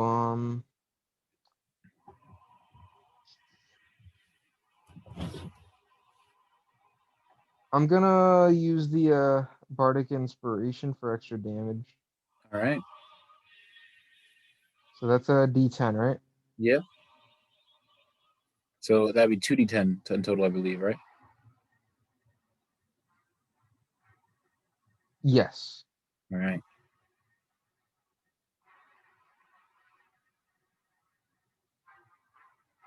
And then double the result, right? Yeah. Because you landed a crit. She's using 2 hands.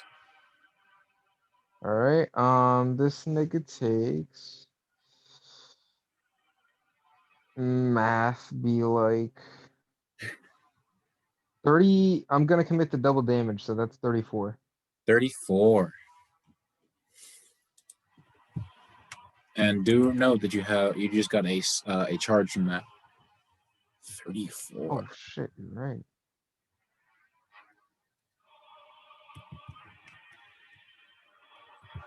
This enemy looks unbelievably like it's beginning to fall apart. Like parts of it are coming off after your swing.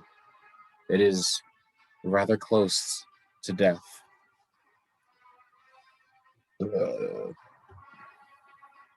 right. Um, from there,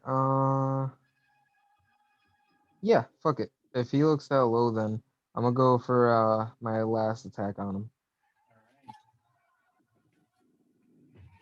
Oh wait, let me add the 6 back for from Rally. Yep, got you. I'll do it on my end. That puts me to I think 34. Yeah.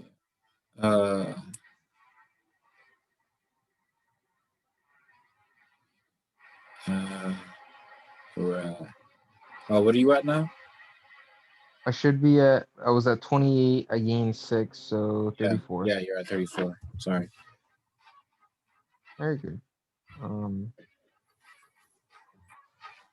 Does a 15 hit? 15 definitely hits this creature. Okay. Oh, almost max. Dang. No, kind of off, but that's still good damage. I do 9. 9. Yep. This creature is at 2 health. All right. I'm gonna try to go for a transformation attack with that knowledge. Roll it up, gamer.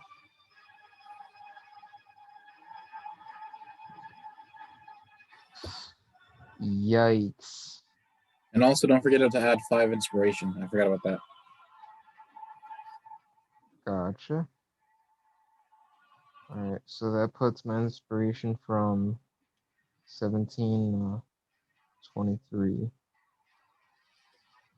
22, because I'm about to burn one.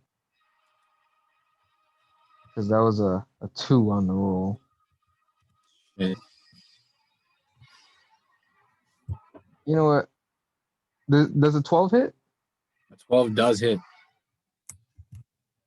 Fuck yeah. This thing is really easy to hit. It's just large and kind of slow. It has some movement to it, but don't mean it's fast movement. Haha. Nice. It takes 13 damage. That is a dead creature. And with this one swing, you cleave it from the top. You cleave it from its constraints, and it falls over, and all the parts of it begin to just fall apart and ooze whatever liquid was within it all over the place. All right, and that is my turn. Mm-hmm. So now it is Varynx's turn, and as our good compatriot is big napping, hopefully he'll wake up at some point and realize that he's asleep. But until then, it is for me to continue his job. I'd like to think that in his sleep he's just dreaming that he's Varynx. That, or he's just dreaming of what's going on in combat, or he's like, like sometimes when like you hear stuff around you and it becomes a part of your dream. Mm. Maybe he's hearing the parts where it's just like with a cast in your hand and shit, like But if we just start chanting Varynx and like he thinks like he's just being cheered on. Yeah, that'd be pretty crazy. That'd be really cool, actually. He thinks he's at a Battle of the Bands concert. Oh my goodness. All right. So, with that, it is Varynx's turn. Varynx is gonna do a thing.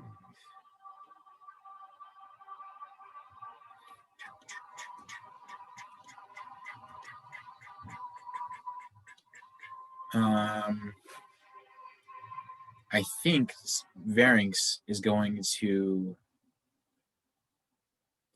is going to use a bonus action to bring out his war loot, and he's going to use its in its like slashing mode.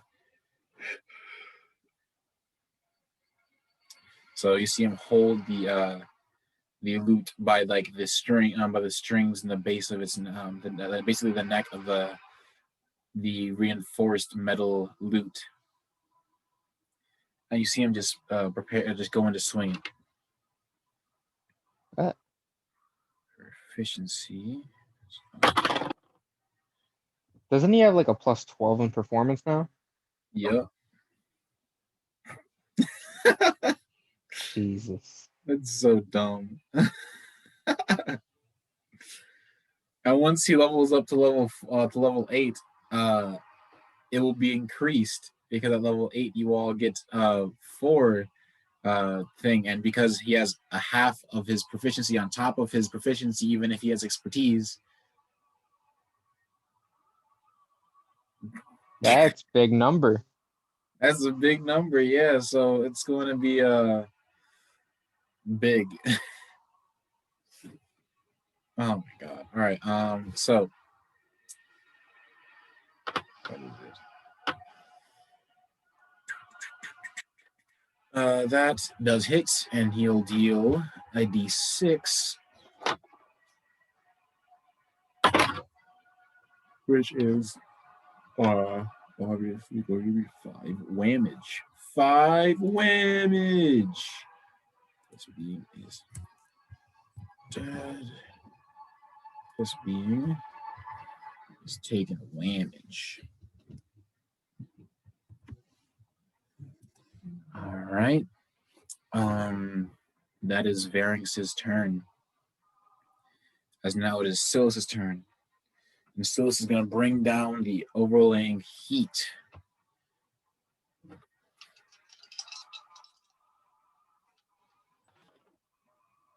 Natural 20. Oh. But he missed his other attack, so that's that. And his other attack for his thing with a +7 is definitely a hit. So D10, a D4.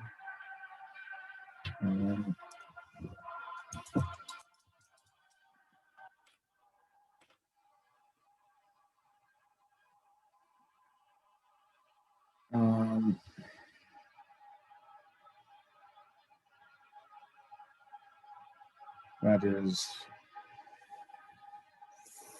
7 damage. That is not a whole lot of damage that he had dealt to that other casket. Is the direwolf zombie, as it is going to continue to attempt to attack Silas. And they just keep jumping at him and he keeps knocking it away before he prepares his next attack. And so yeah, that is its turn, as now it is Sebastian's turn once again. And Sebastian steps forward and is going to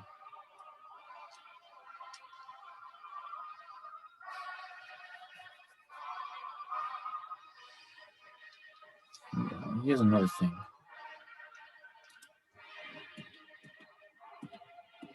Sebastian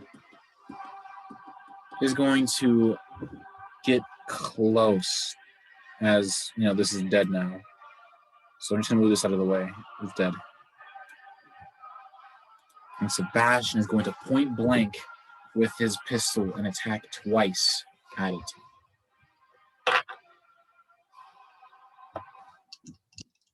All right, Sebastian, your damage is correct. And it continues to be correct. What do you get? 2d10 plus 4, 2d10 plus 4, plus 4. I'm just gonna roll this all, and then I'm gonna re-roll the things. 10, 13. Yeah, that's so 13, 15. Oh, that's damn. That's doubled. 13, 21, and now it's going up to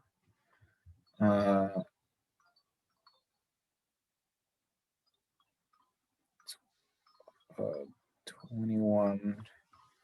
It is 33 damage.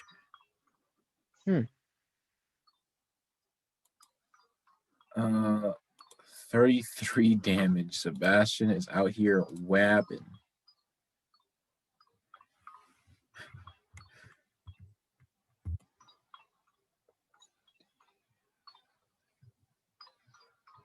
All right.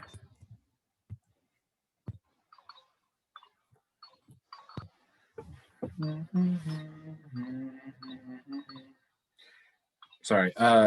So that is Sebastian's. No. Sebastian is going to sacrifice his bonus action to have 2 reactions using the multi-momentary action feat. So he doesn't have a bonus action this turn, and you'll have 2 reactions during this next turn. Jack, is your turn. Aha. Wolf thing is still alive, right? Wolf thing is still alive, and it's right here. All right. I think I'll move towards that, Johns. I'll move right next to Sebastian. All right. All right. Other side. Oh. Because it's Like here, or you mean going all the way around? Around. All right. Do So I make it? 5, 10, 15, 20, 25, 30. No, it's just 5 feet out of range for your melee attacks. All right. So we're hitting casket. All right. Okay, let me roll this.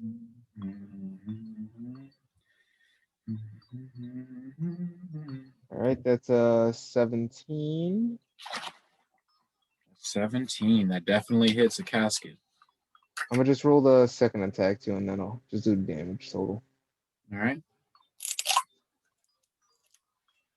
And that is a 19. That's a crit. That's a crit. Nice.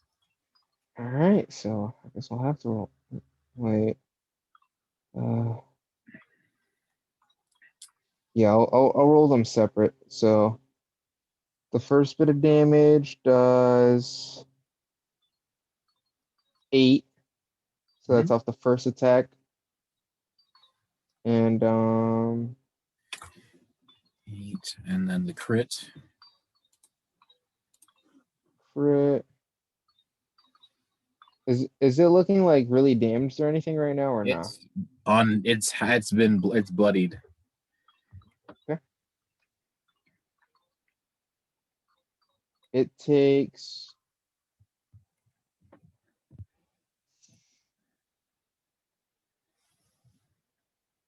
26 damage. 26.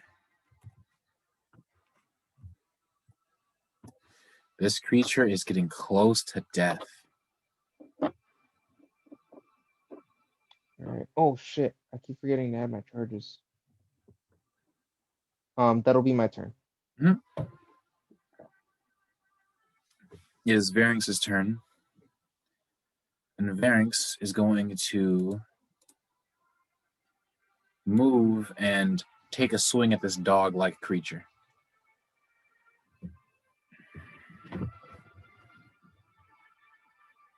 Yep, dog-like creature.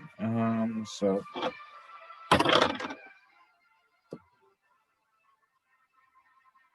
that misses. Damn. Shit. So it is that's his turn. Oh. And now it is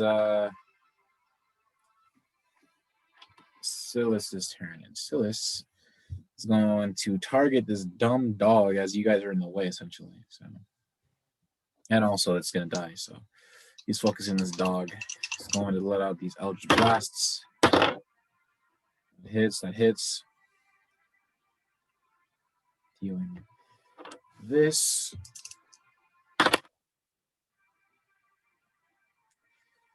Three damage. He's going to set off another pair of Eldritch blasts. So 3 for now.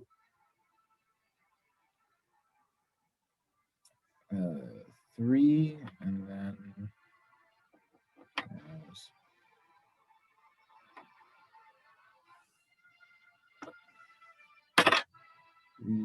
that's 9. Oh, that song is so beautiful.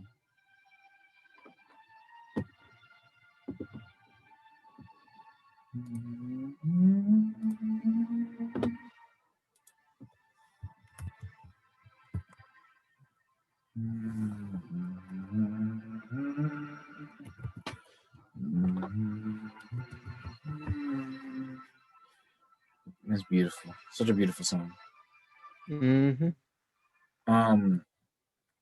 So it is that's his turn, and it is the Cramped Casket's turn. And in an effort, it's going to take another D4. That's 6 more damage. That's 4 more damage on it. Is going to make its 4 attacks and actually spread them out. +7, that's a 15 on Sebastian. Sebastian will use his first reaction to dodge that. Second attack was on Varynx, which was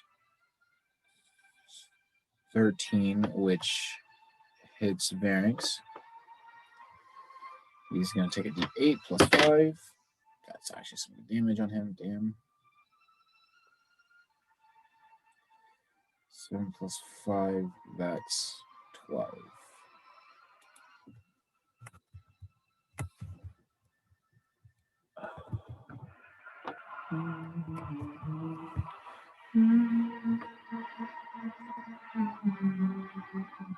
Yeah, that's what I thought it was. Yeah, it's that song.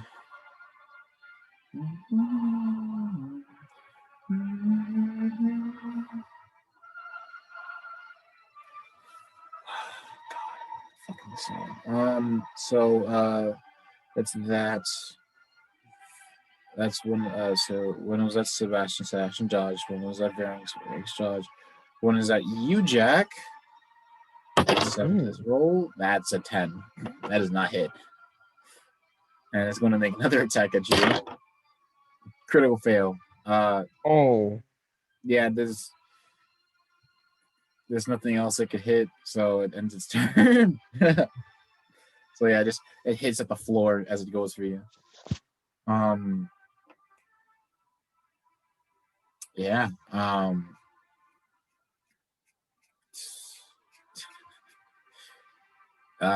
Yeah, now it is the direwolf's turn. It is going to go after Silas. 15 + 5, that's an unnatural 20. I think Silas's thing and hits. So a first actual hit from this creature. Let's go, direwolf. Direwolf. Let's go, direwolf. Let's go. Let's go. Let's go. Put in work. So, oh my god, dude. Dang, remember from that one session, Wolf, I think it was number 5 or some shit.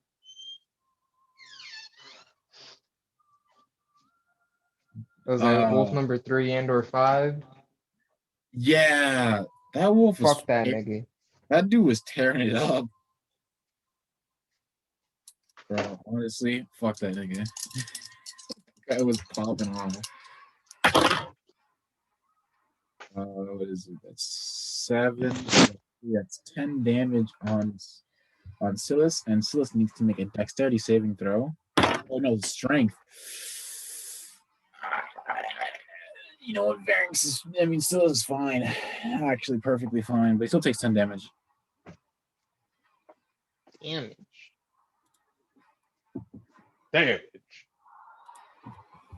Dang it.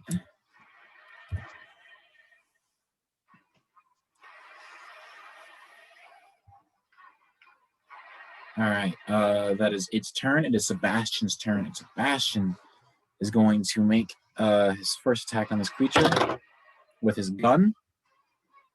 Gun! Gun. That's dead.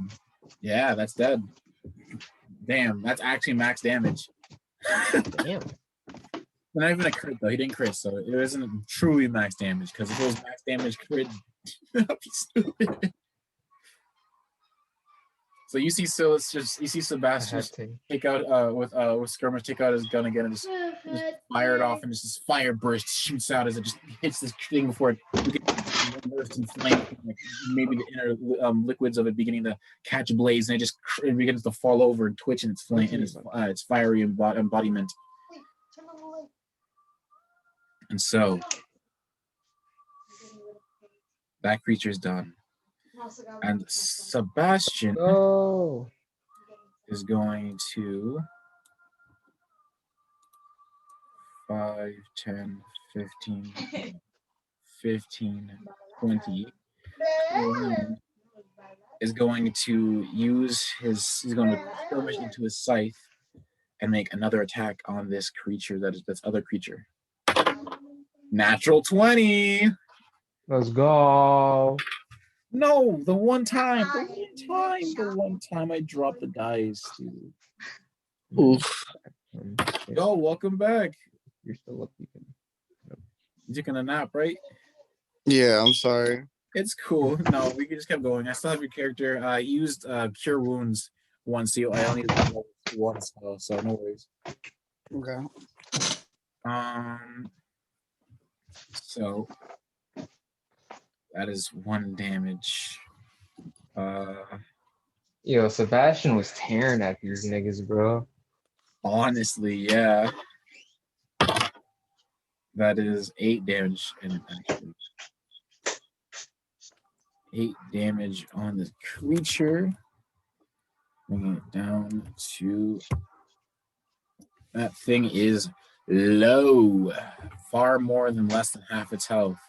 It is a grisly sight to say the least. As Sebastian's blood-encased weapon goes shrinks into this creature before he pulls it out, and it just kind of stands. It just looks at him with these with one eye coming out of its head, one with a bodily twitch. And Sebastian is going to sacrifice his reaction to gain an additional bonus action this turn. And he's going to transformation attack. And then he's going to... Yeah, I'm doing transformation attack. So it goes into spear mode. That hits. Spear, D10. That is 13 damage. And then he's going to...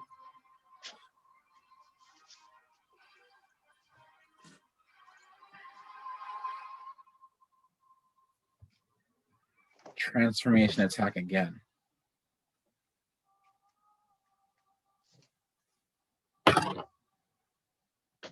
Inspiration. No, I'm not taking that L. I'm not taking that L. 13. And then that alone killed it. Yeah, it's dead. Oh my. Yeah. Ooh. So Sebastian just like you see him just like come in for chunk, and then he's kind of like it transforms it inside of it, just like slinking out again, and then he just transforms it again, and it just hits some vital organ, and it just like falls down. It goes down to 0, and Sebastian simply because combat is over and or it's going to do what it normally would do, Sebastian's going to stand over it and just leech what little life essence is within this creature, just so that because you all remember what happened when the what is it, when the things kept summoning these things and it just kept coming back from the dead. Yeah, so Silas is gonna just leech whatever life would bring it back, essentially. Perfect. Sigrun Drain, it's a 2d4 plus 1, and he'll heal that. That is 7. Sebastian heals for 7. How much health is he at with that added heal? He is at 41. He's just 5 away from max, so he's kind of chilling. And I'm gonna say Sebastian is going to do it on the one of the cramped casket that's like ablaze essentially right now, which is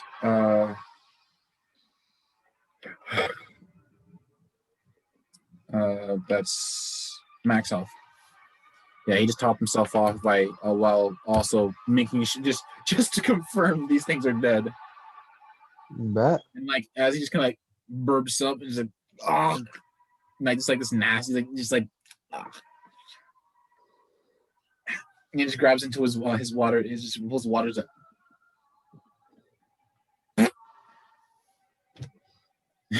as he spits out from that disgusting taste brought amongst by both those undead creatures. Hey, Sebastian, just wondering, dude, how does that even taste like?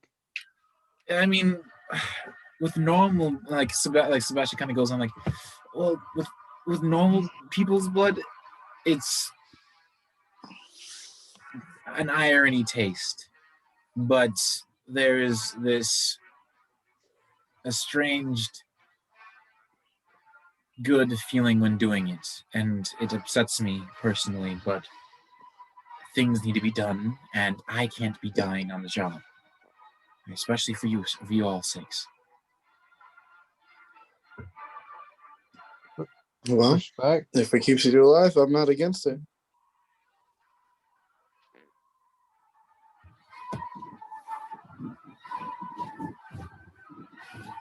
This song is so fire. I love this song. I know exactly what that plays this boss music. What is it?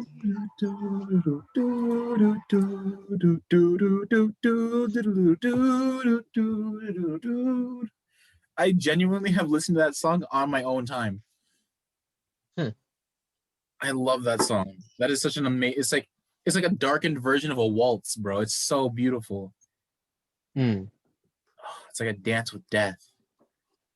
Fucking beautiful. I like Bloodborne music is so beautiful. It's dark, but it's beautiful. But yes, as you kind of now, and as you are all, as the combat calms down and you all make sure there's nothing else in the room, you now see this stone cut room which has been chiseled in its shape. There are 3 doors, one amongst this centermost wall that you could see from the entrance that you came from, and the 2 doors on the right and left.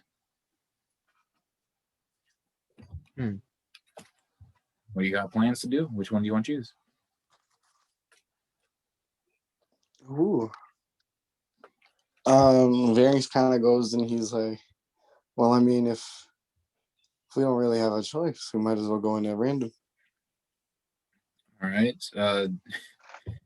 You want me to roll a d6 and choose which one? Yeah. Right. I'm I done. feel like the randomness just adds to the fun. I mean, it does technically. So, that is, I'm correct. You also get any loot off of these guys? There are just basically undead, but I will say this: you do hear a noise, almost the sound of something, like the sound of like blood pooling somewhere. Is Like it a wet. anywhere like really close? No. Okay. Did you want to look at the chalice in your inventory, or like in one of your guys' pockets that you had placed down before? Yeah. And you all look for it, and it is on. Wait, who placed it down? It was who grabbed it from the doll? Um. I don't think we've officiated that. Well, Yeah. whoever wanted to take it. Fuck it. I'll put it in pack. All right. So as you look around, and Pack kind of just like almost makes its small spring noise. It kind of like extends out its tongue to show the chalice, which has now acquired a lump sum of an amorphous amount of blood. And as you had seen before in the other chalice of your other allies, it is beginning to move.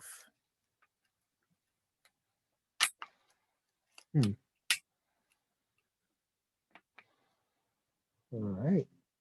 All right. And so, it ended up being the rightmost door. So let me pull up the map for myself. Because all we do is go the right way, yeah. Oh my god! Right. All right. Yeah. So let me just give myself some more space to do this. And move the goods. What if I big brain this? Yo, watch this drive. Yo, we're genius! Let's go. We knew that though. Bro, we out Yes, here. sir. So, Hey. let me just bring forth more creation.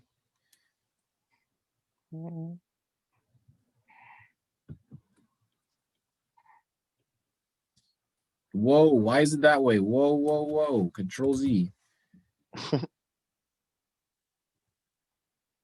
I'm going up here. Come on, there we go. So, as you all, whatever, I don't care. I'm just gonna just redo it. Easy money. There we go. As you all, I'm going to just pull through. As you all walk into this as you open this next door, there you can see is this section of stone and why you okay, I guess I'll just redo it because you want to be a dum-dum. There's a section of earth somewhat above the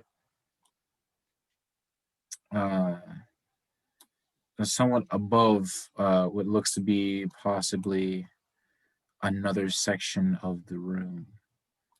And below there are these, there are these strange, large, red-veined spiders.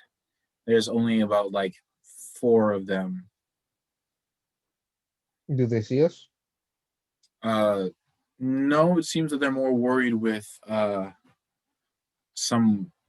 They're more or less probably waiting for something. But what is more caught your eye is that as you open this door, these axes begin to swing back and forth through this section. So, if you wish to get by, I need you to make 2 dexterity saving throws to get through this and get to the other Okay. side. And I'm going to grab spiders. You know what? That's just coincidental as fuck. An unnatural 20 and a 14. An unnatural 20. Unnatural. Yeah, no, I heard unnatural. I know. I had you. Don't Okay. worry. Don't worry. I worked hard on listening with my ears. Solid 6. You got a 6? Mm-hmm. Uh-oh. And what is Sebastian and Varink's gonna get?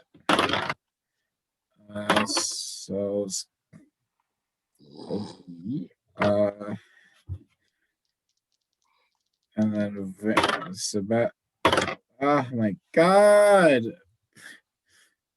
So Jack, as you look back, as you are effortlessly swaying through the motion of these axes, you hear a slashing, like a sound of meat upon metal. As eventually, as you and your allies are trying to dodge, you are some of them, in fact, all the rest of them get knocked into this cavernous area.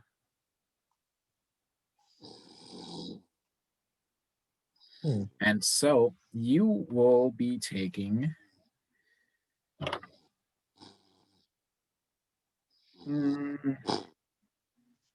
2d8 slashing damage. Oh shit. Yeah.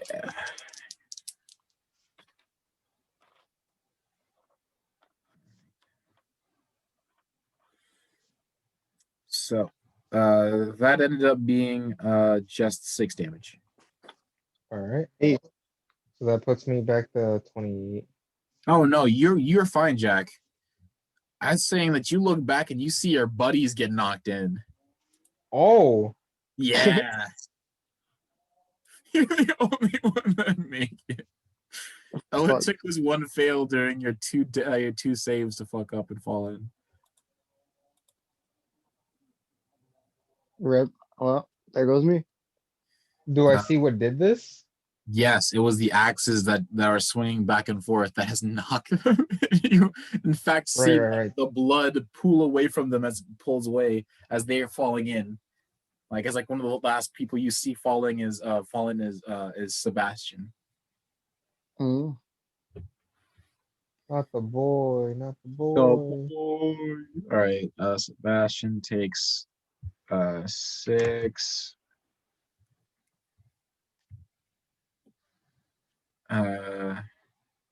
Varings, you take 6. Yes, sir. Down to 29 from the previous combat.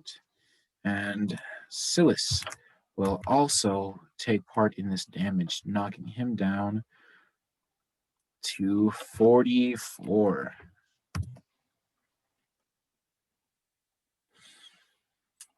And I will now need because you're knocked down, the spiders below now have a surprise round. So I guess I'm putting this fire ass battle music back on. Hey. All right.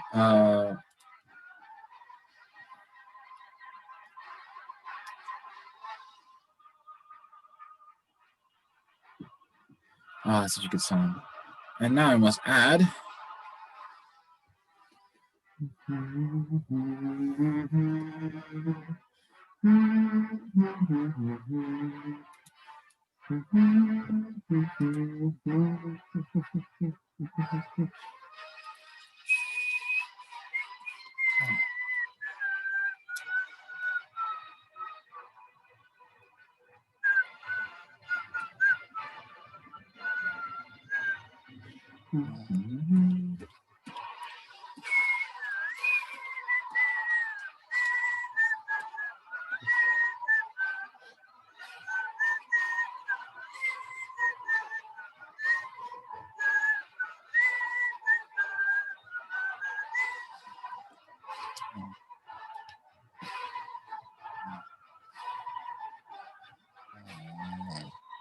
Sorry, this song is really taking me away.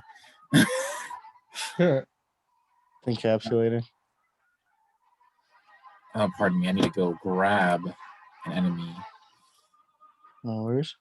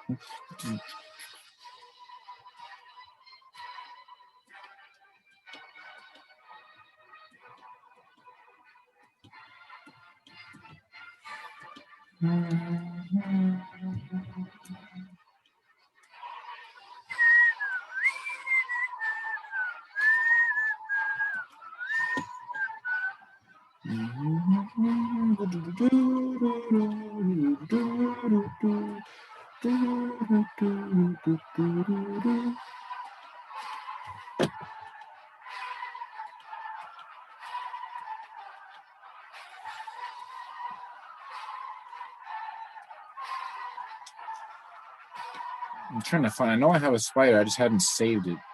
So just give me a bit.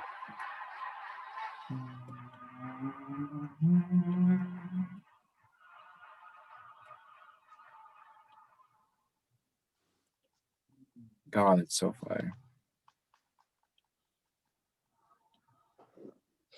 All right.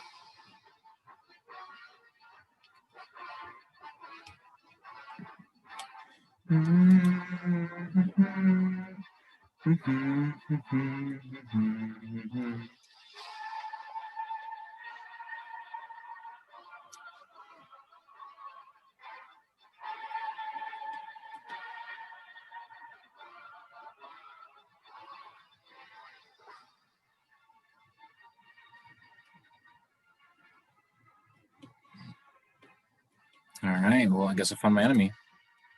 Ooh. Just gonna save that.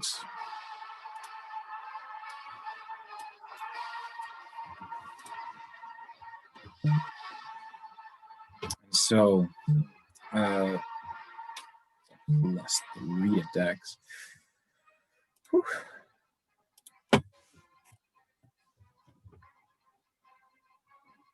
How much 8? How much 8 health? All right.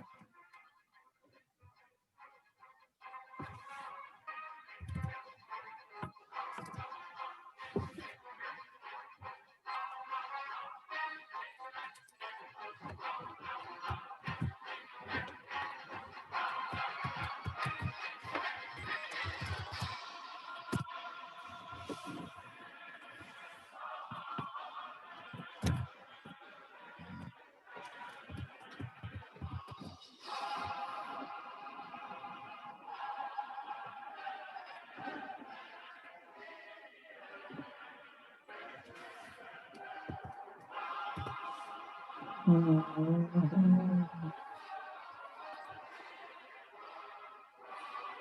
right. I need you all to roll initiative, please. Yes, sir. Sebastian with a 18. Sebastian on these high rolls today. 19. Nice. 8. You got an 18? Sheesh. Just like a straight up 8. Oh, just a straight up 8? Damn.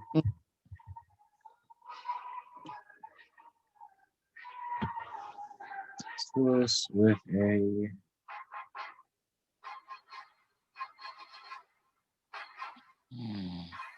8.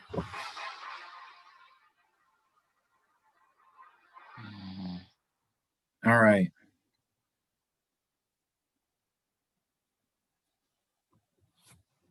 So the spiders get their turn first. So each of them are going to go towards a singular target. One's going there. Sorry, let me just zoom in so you guys can see. One is going to attack Silas and Sebastian. And yeah, everybody getting attacks. How many attacks do they have? Is the real question. Just one. All right. What is he going to try to?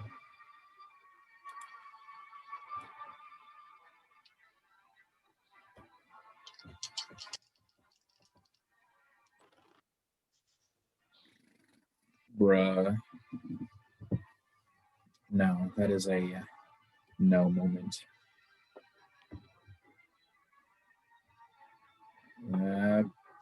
Nobody gets. Wait, hold up. 10. I think Varings is about to get hit.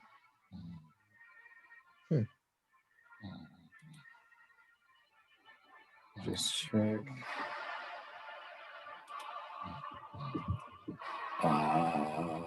Yep, Varing Scott is getting hit. So now, Varings, you need to make a Constitution saving throw.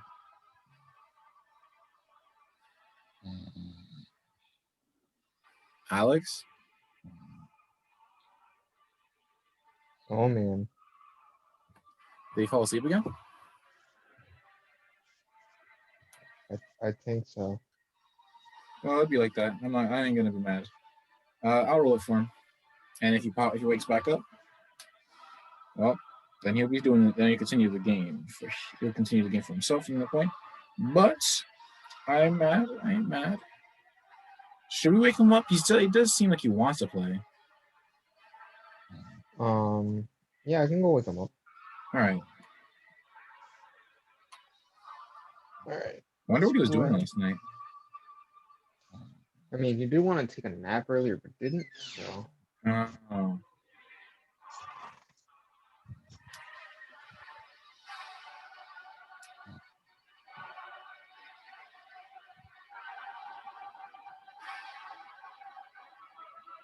You gonna play or you gonna stay asleep? What's up?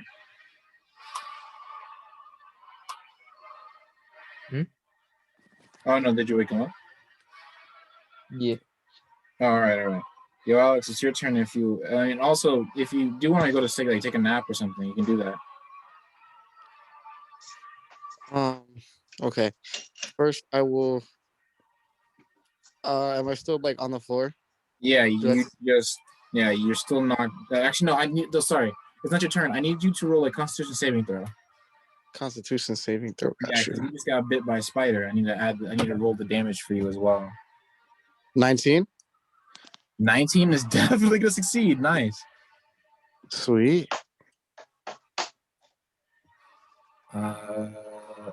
So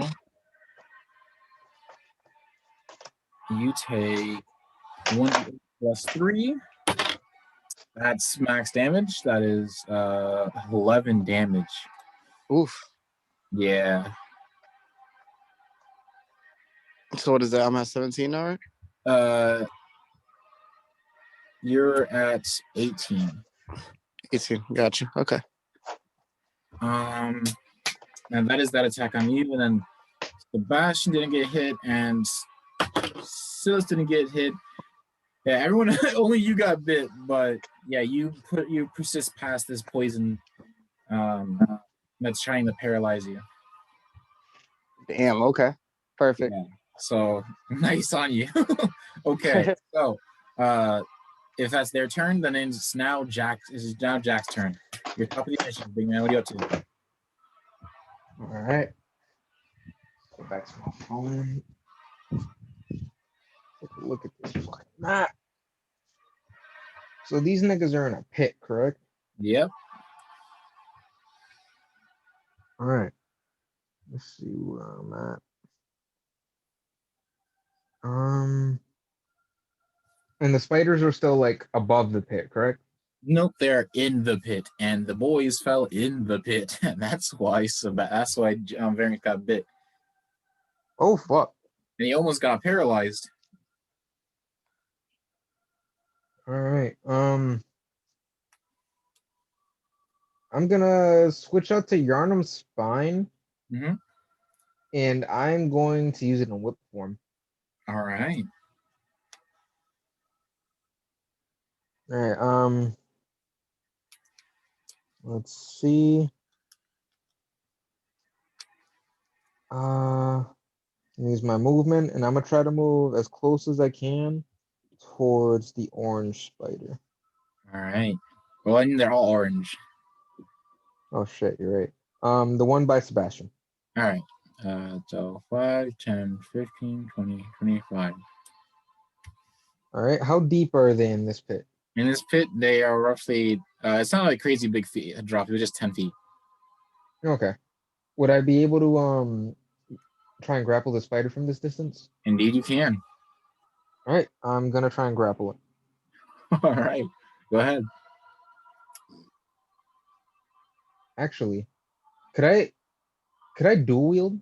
Yep. You can do that. You can dual wield Okay. and get the grapple and do the movement that you wish to do with because you can grapple and move because I'm pretty sure it's a part of your whipmaster fighting style. All right. What do I need to roll for the grapple again? Roll for the grapple. It would be it'd be an attack basically, but it'd be your attack against this creature's strength to try to like stop being pulled by you essentially. All right. So roll that. I don't think this And thing I is, don't- I don't think this thing is getting away. Since I don't have access to the magical properties, I don't get that +2 anymore, right? No, you do. It's still a magical weapon. It's just that you don't get the benefits of like the ability. Like just like you can have like a +1 sword because it's well made. Right. It doesn't mean All right. like, yeah, you can use a magical knife. It doesn't mean that like you can use its magical properties unless you've watched over it and attuned to it to understand its abilities. All right. Okay. Does this dude evade a 23? No, it doesn't. Imagine if it did though. I'd be kind of scared. So yeah, it is grappled. All right. That's fucking hilarious. Does it beat a 23? Oh, what the fuck? Let's see. I don't even think I'd be able to attack it from this range. I guess I'm gonna yank that nigga towards me. All right. So Yeah. as you throw down, as you extend out Yarnum's spine as it wraps around the thorax of this creature, you just yank it up and as it's in the air, you I'm assuming with Yarnum's with Raijine's you're going to attack. Yep. All right. So yeah, you just as coming down into with that swing. Wait, I'm just able to like pull it to me because of the whip master? Pretty sure. I mean, hold on. Let me check Whipmaster. Because I'll be honest, I think I've read up on all of my fighting styles to a decent degree, except Whipmaster. But that's because Yeah. I haven't made much use of it as Yeah. of yet. Yeah, here's what my. It's like right here, man. Oh.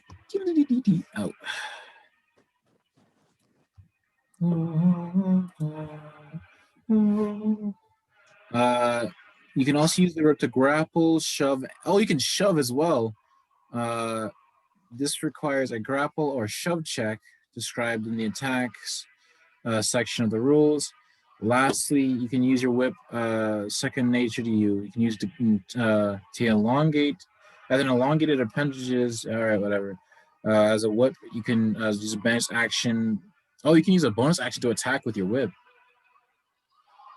Really? Eh? That's kind of slow. I'd just be like, attack, whip, attack.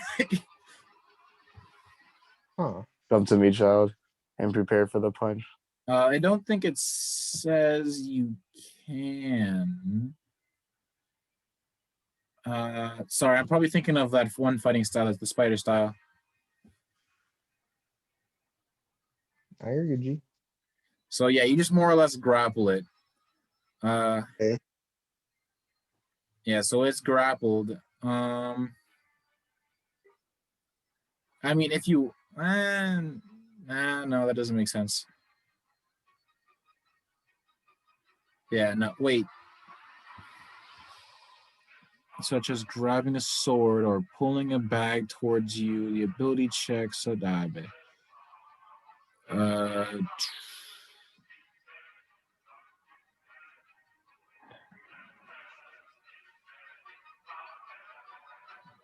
Yeah, no, yeah, you can't grapple. Okay.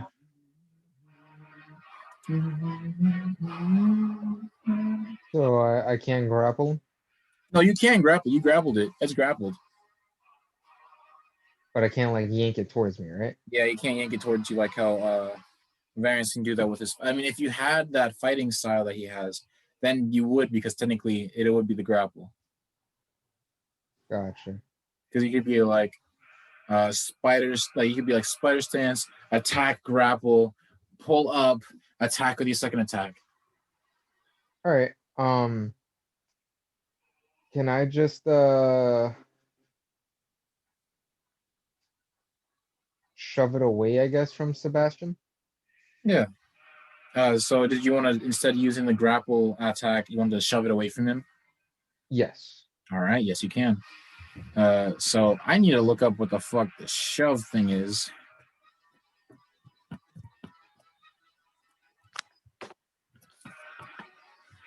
(5e) Is there? combat. Shove, shove, shove, shove, shove, shove, shove, shove. Reactions, movement, being prone,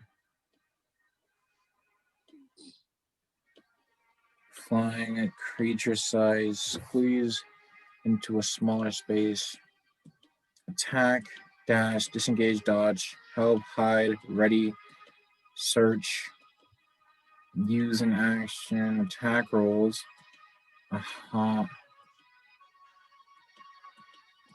range, melee, reach, unarmed strike, grappling.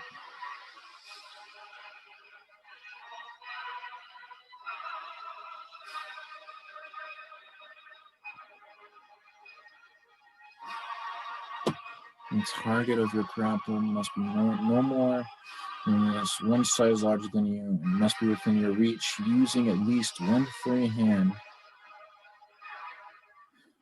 to seize a target.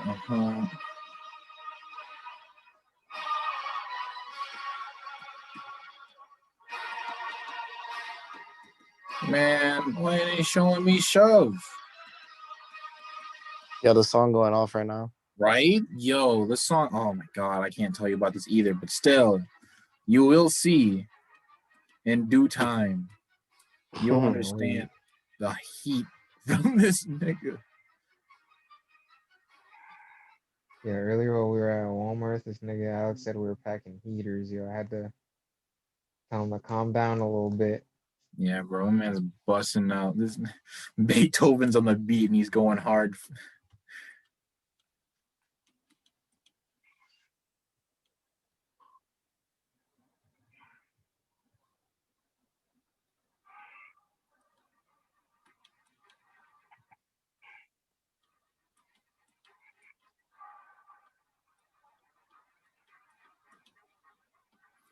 Man, What's up, yo? trying to find this shove shit.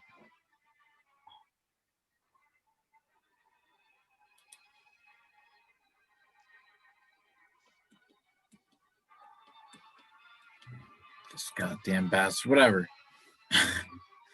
I'm gonna just say it's a contested strength roll against your dex. Your basically your dex attack. I mean, Okay. no, it's a contested strength roll to not move while you're trying to make it move with your dex with the whip. All right, because I don't know why I wanted to figure this out, but I'm gonna just fucking wing it like I usually do. So, nah, you got it. It doesn't matter unless you get no, you still get it.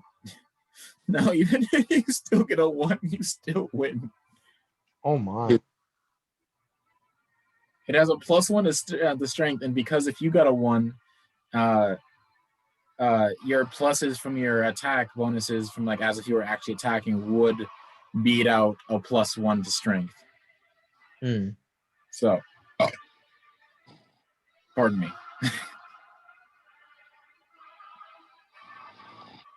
So yes, you just and it's sent back. I don't know how far. I'm assuming possibly 10 feet, 5 maybe. Mm.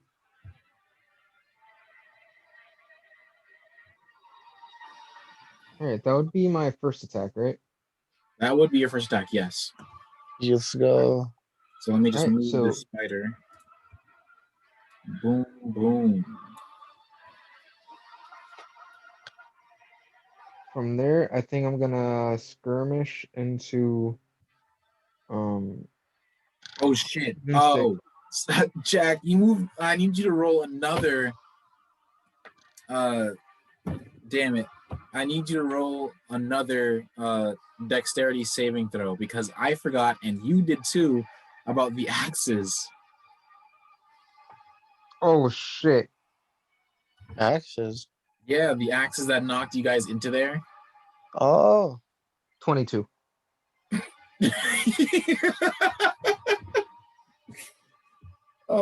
So within the span of 6 seconds, you dodge back through the axes, pull out Yarnum's spine, and whip a spider away from Sebastian.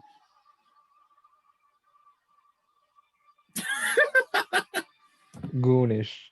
That's so goodish, honestly. Oh my god. Yeah, so that was your first attack, and you're chilling. Alrighty. I'm gonna skirmish into Boomstick and I'm gonna take a shot at it. Okay. Yeah. That's so goodish. You just like, swip.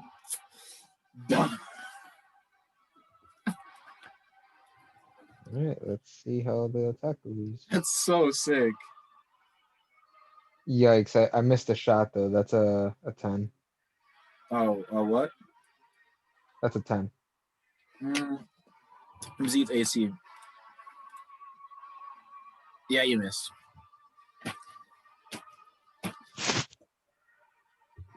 Alright, that'll be my turn then. It is Sebastian's turn, and Sebastian will get up off the floor, losing half of his movement to do so. And Sebastian is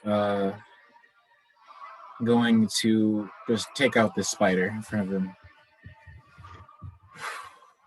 Sebastian is going to go bananas.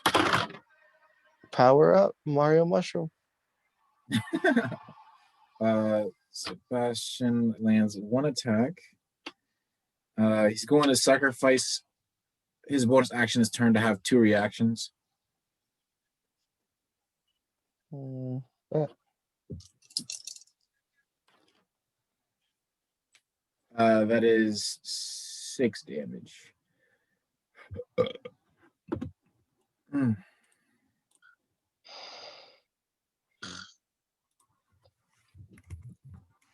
That drops down to this.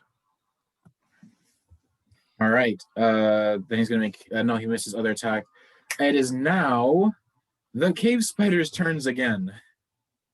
Oof. This is them moments, bro. So the spiders are going to. One's going to retaliate against Sebastian, making its attack with its, and it failed. That one. Jesus Christ. That's one failure. The other two are going to attempt to attack against Silas and Varynx. One got a 9 on Varynx and the other got a 19 plus 5. So Oh my god. not Sebastian. Silas got smacked, bro. So this spider is going to try to use its trying to use its two front legs to smack at Sebastian, not Sebastian, at Silas. And that is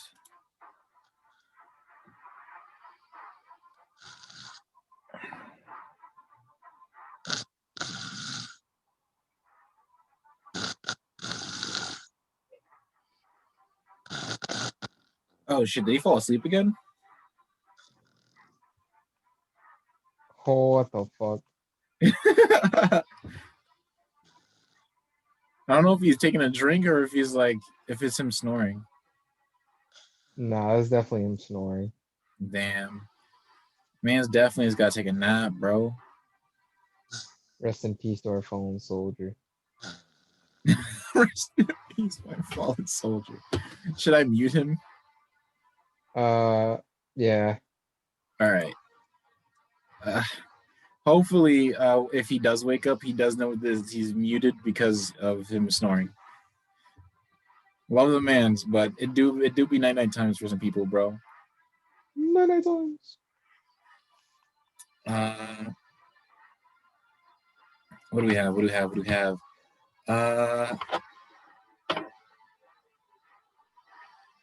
It's a D8.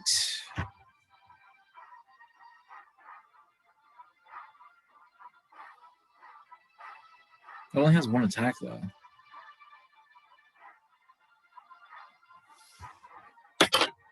Well, that's D8. That's 10 damage total. Varynx is getting smacked.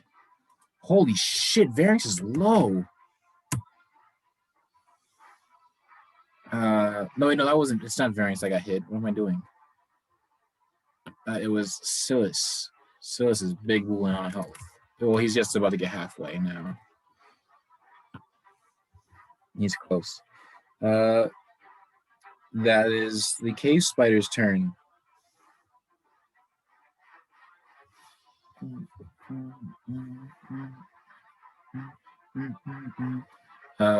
So now it is Varynx's turn, and Varynx, I don't know if he's awake or not, and if he is, you're muted because you were snoring.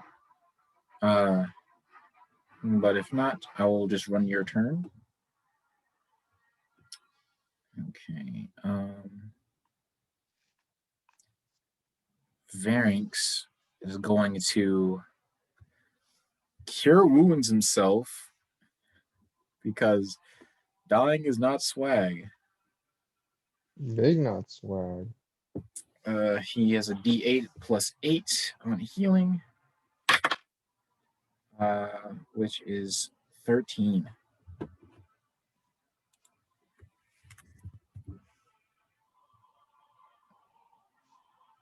Which is a 31.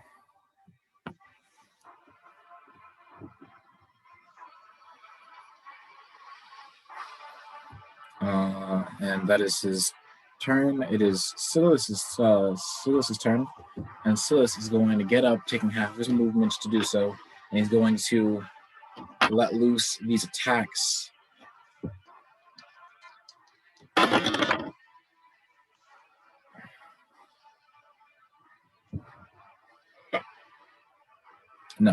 They don't hit. No, actually, one does, but the other one, no. This one barely hits, which was a 14. He hit a 14. D10. That is an 8.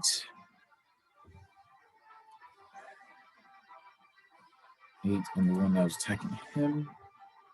Making 8. That much health. So this is going to again use Eldritch Blast. That's 2 misses. Yeah, so he goes all out, pew pew pew pew, and only one of them strikes as the other ones just kind of blast nearby, and with a hiss in response from this larger than average spider. All right, and so that is Silas's turn. It is your turn, Jack. You have smacked away this thing. Because it is your turn, I need you to roll another dexterity saving throw or be knocked off. All right. Wonder if I get another godly roll. Ha! What? 23. Dude, Bro, like I'm not using inspiration or anything. Like bro, that was an 18. I'm just picturing Silas, and not Silas, just Jack, just like Wait, just nope. It's a just- saving throw, right? just gracefully dancing around as if he's listening to some fucking some waltz music, just like. So I was wrong. I actually had a +5 from before when my saving throw is a +6, so it's a 24. Jesus Christ! So this now it looks like you're almost dancing with the axe that comes past you, and you just kind of like let it go by. And now what do you want to do? All right. The spiders are all still down there, and I am not trying to get caught. So I think I'll just make more use of boomstick and just fire off more shots at them. All right. Try to get them to come towards me and plant my turf. Yep. All right. Yep. So I'll make both attacks at once. Okay, so that's a 10, which I think you said misses from before, Yep. The 10 does miss. and 12 plus 5. So that's a 17. That definitely hits. All right. Which one are you going Oh, for? Are you going for the one that is fighting with Sebastian right now? yep. All right. Okay, that is 10 damage. 10 damage. All right. This one is on death's door. All right. You don't have a lot of health. There was one thing I still want to do since I have my bonus action. Mhm. How far is who was it that was low? Silas, right? No, it's Varynx. Varynx is pretty low, Bearings. but he kind of All right. bumped himself up decently because he was at like 18.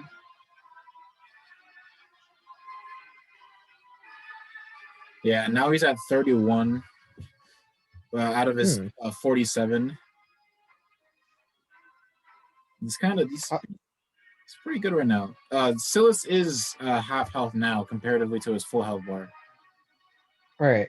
So I'm gonna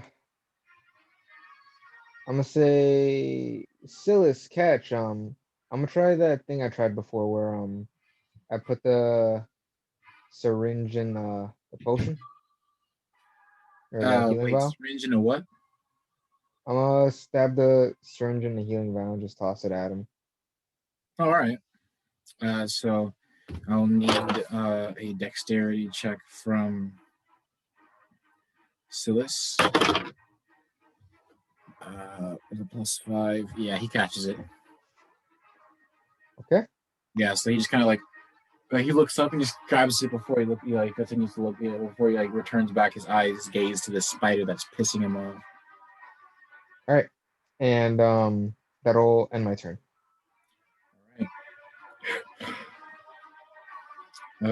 This is Sebastian's turn, and Sebastian is going to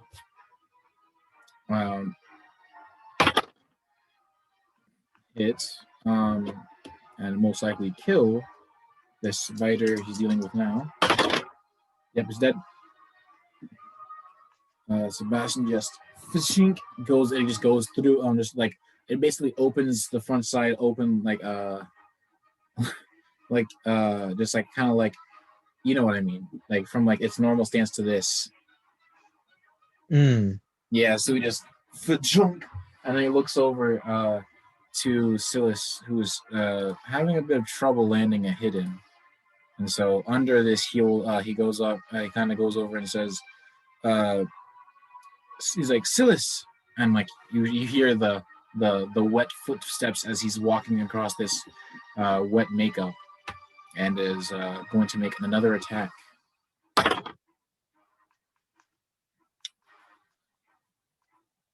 I will sacrifice reaction to get a second bonus action and attack, transformation attack. There we go. Boop, boop. That is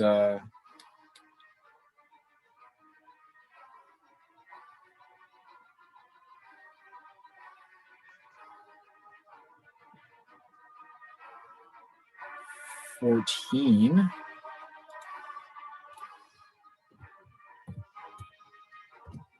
Oh, that kills it. Oh, shit. Slis's spider is split open just like the other one is, with another swift sideways slice. It just cuts through its head and its centermost body part as it just gouts open and falls over and begins to try to curl up with its separated body. Holy shit. And then as a free action, Sebastian is going to deactivate blood encased weapon.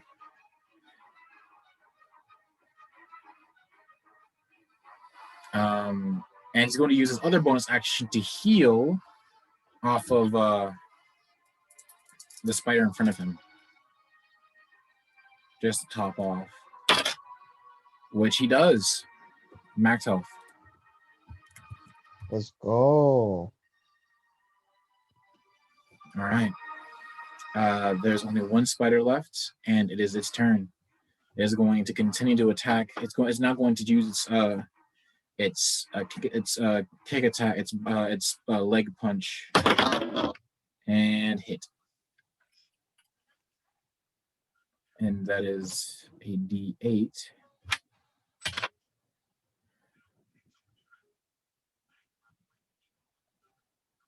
Plus 2. That's 6 damage on Varynx.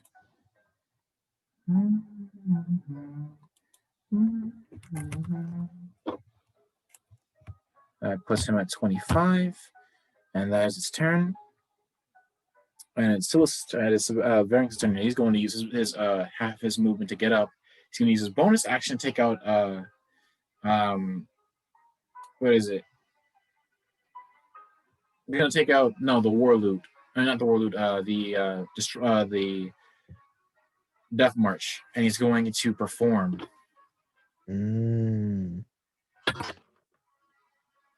Which is plus 12. That's 17, and 17 nets him how much damage? It nets him 2d8.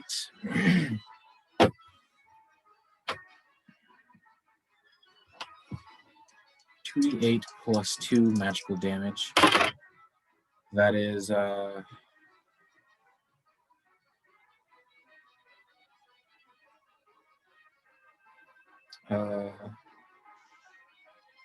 that's 10 damage, yeah.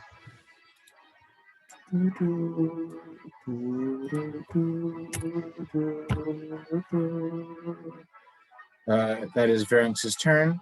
It is Silas' turn, and Silas is going to help out Varynx with Eldritch Blasts and normal attack, which all land. Except for the second Eldritch Blast. So a D10, a D4. That is 13 damage. It is dead. Friendship. Let's go. The power of friendship. And as this room is cleared out, you hear that familiar gout of blood sound. And you almost like hear like Pack Back kind of just like make a weird like noise, just like a like it just felt that happen. Shit. And I need you again to make a dexterity saving throw as combat ends. All right. I swear to God.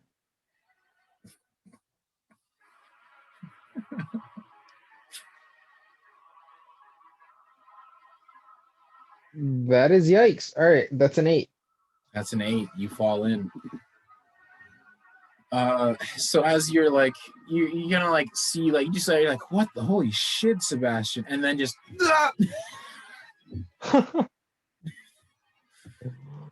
pardon me while I knock your ass in. And you let it pass this way, and now you just fall on top of Varynx before he like he just and just like fall. And you just look at him like and I'm assuming Varynx would probably respond like glad you could meet meet with us. Hey, man. Man. Weather down here is kind of musty. Yeah. Give me a moment. I'm getting a call. So let me just pause this recording. All right. Now that the combat is over, I think that is we're going to stop it for today as Alex has fallen asleep, and I've got to do a bit of work for my class. But I do hope you all have a wonderful night and stay safe. And I can't wait for this Sunday. Whew. Okay. All right. Bye. Bye.